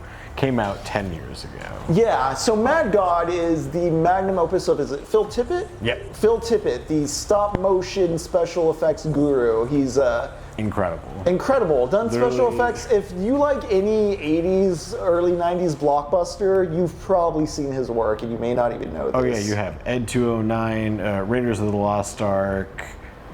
God, so much shit. Also, he was trained by Ray Harryhausen. Yeah. All of the stop motion before that. He did all the stop motion and miniature effects for like Steven Spielberg, James Cameron, Paul Verhoeven. Yeah. Just a wonderful dude. And so Mad God is his own personal project that took forever to make, but boy, I feel it was worth it because it is a damn masterpiece. It's so good. It is a stop-motion tour through hell, influenced by both the Divine Comedy and Paradise Lost. You can kind of take imagery from both poems and find it in Mad God. But it's just him presenting hell in a glorious stop motion. It is almost completely free of dialogue. It is just watching things happen as you descend deeper and deeper into hell. So yeah, that's the next movie we're going to be watching on the Technopoverty Theater this Sunday. If you're interested in how to get access to that, check out the link tree. If you go through our Patreon, our Ko-fi, or if you have a Twitch sub, you should have access to our Discord. But I think we're going to wrap it there tonight, Jacob. Yeah. Unless you really want to keep doing this level. We've gone over. It is going to be 10:50. Oh, no, I think we're good. Okay, At we least will the mystery. save and checkpoint and keep going through this level on Thursday. If you've been enjoying talk on Paradise Lost, we're going to be talking Dante's Inferno. Tomorrow is Don Tuesday's Inferno. Lux is over. He's a huge nerd about Dante Alighieri. He knows all kinds of context on top of having some fun takes on the text itself. Yeah. And we're playing through Dante's Inferno, the video game, which surprisingly I think I'm enjoying more than Doom Eternal at this point. We'll see how the tables turn on that as we progress through both games. I'm also curious because I hear there's some shocking and illicit imagery that might be spicy to stream, although last I checked, Dante's Inferno is not on Twitch's banned game list, and some of the more explicit stuff is just up on YouTube as well. King of Mystery, what a depressing statement. We'll see. Let's see where this goes. I mean, All right, we'll find out whether it's depressing. both are trying to be character action games. I feel Dante's Inferno is asking for less elaborate Simon Says chains of inputs and well, we'll see. I was dying a bit too. There was some frustrating stuff there, but I don't know. I was having more visceral and immediate fun with it than I've been having with this, oddly enough. Anyways, let's. I'm gonna fade out of the game, turn you down a little, Jacob, as you climb around. Yeah, sounds good. People can still see on the projector if you're still playing, but let's. Damn, we didn't even take a break tonight, did we? Nah, we just kept going. That's.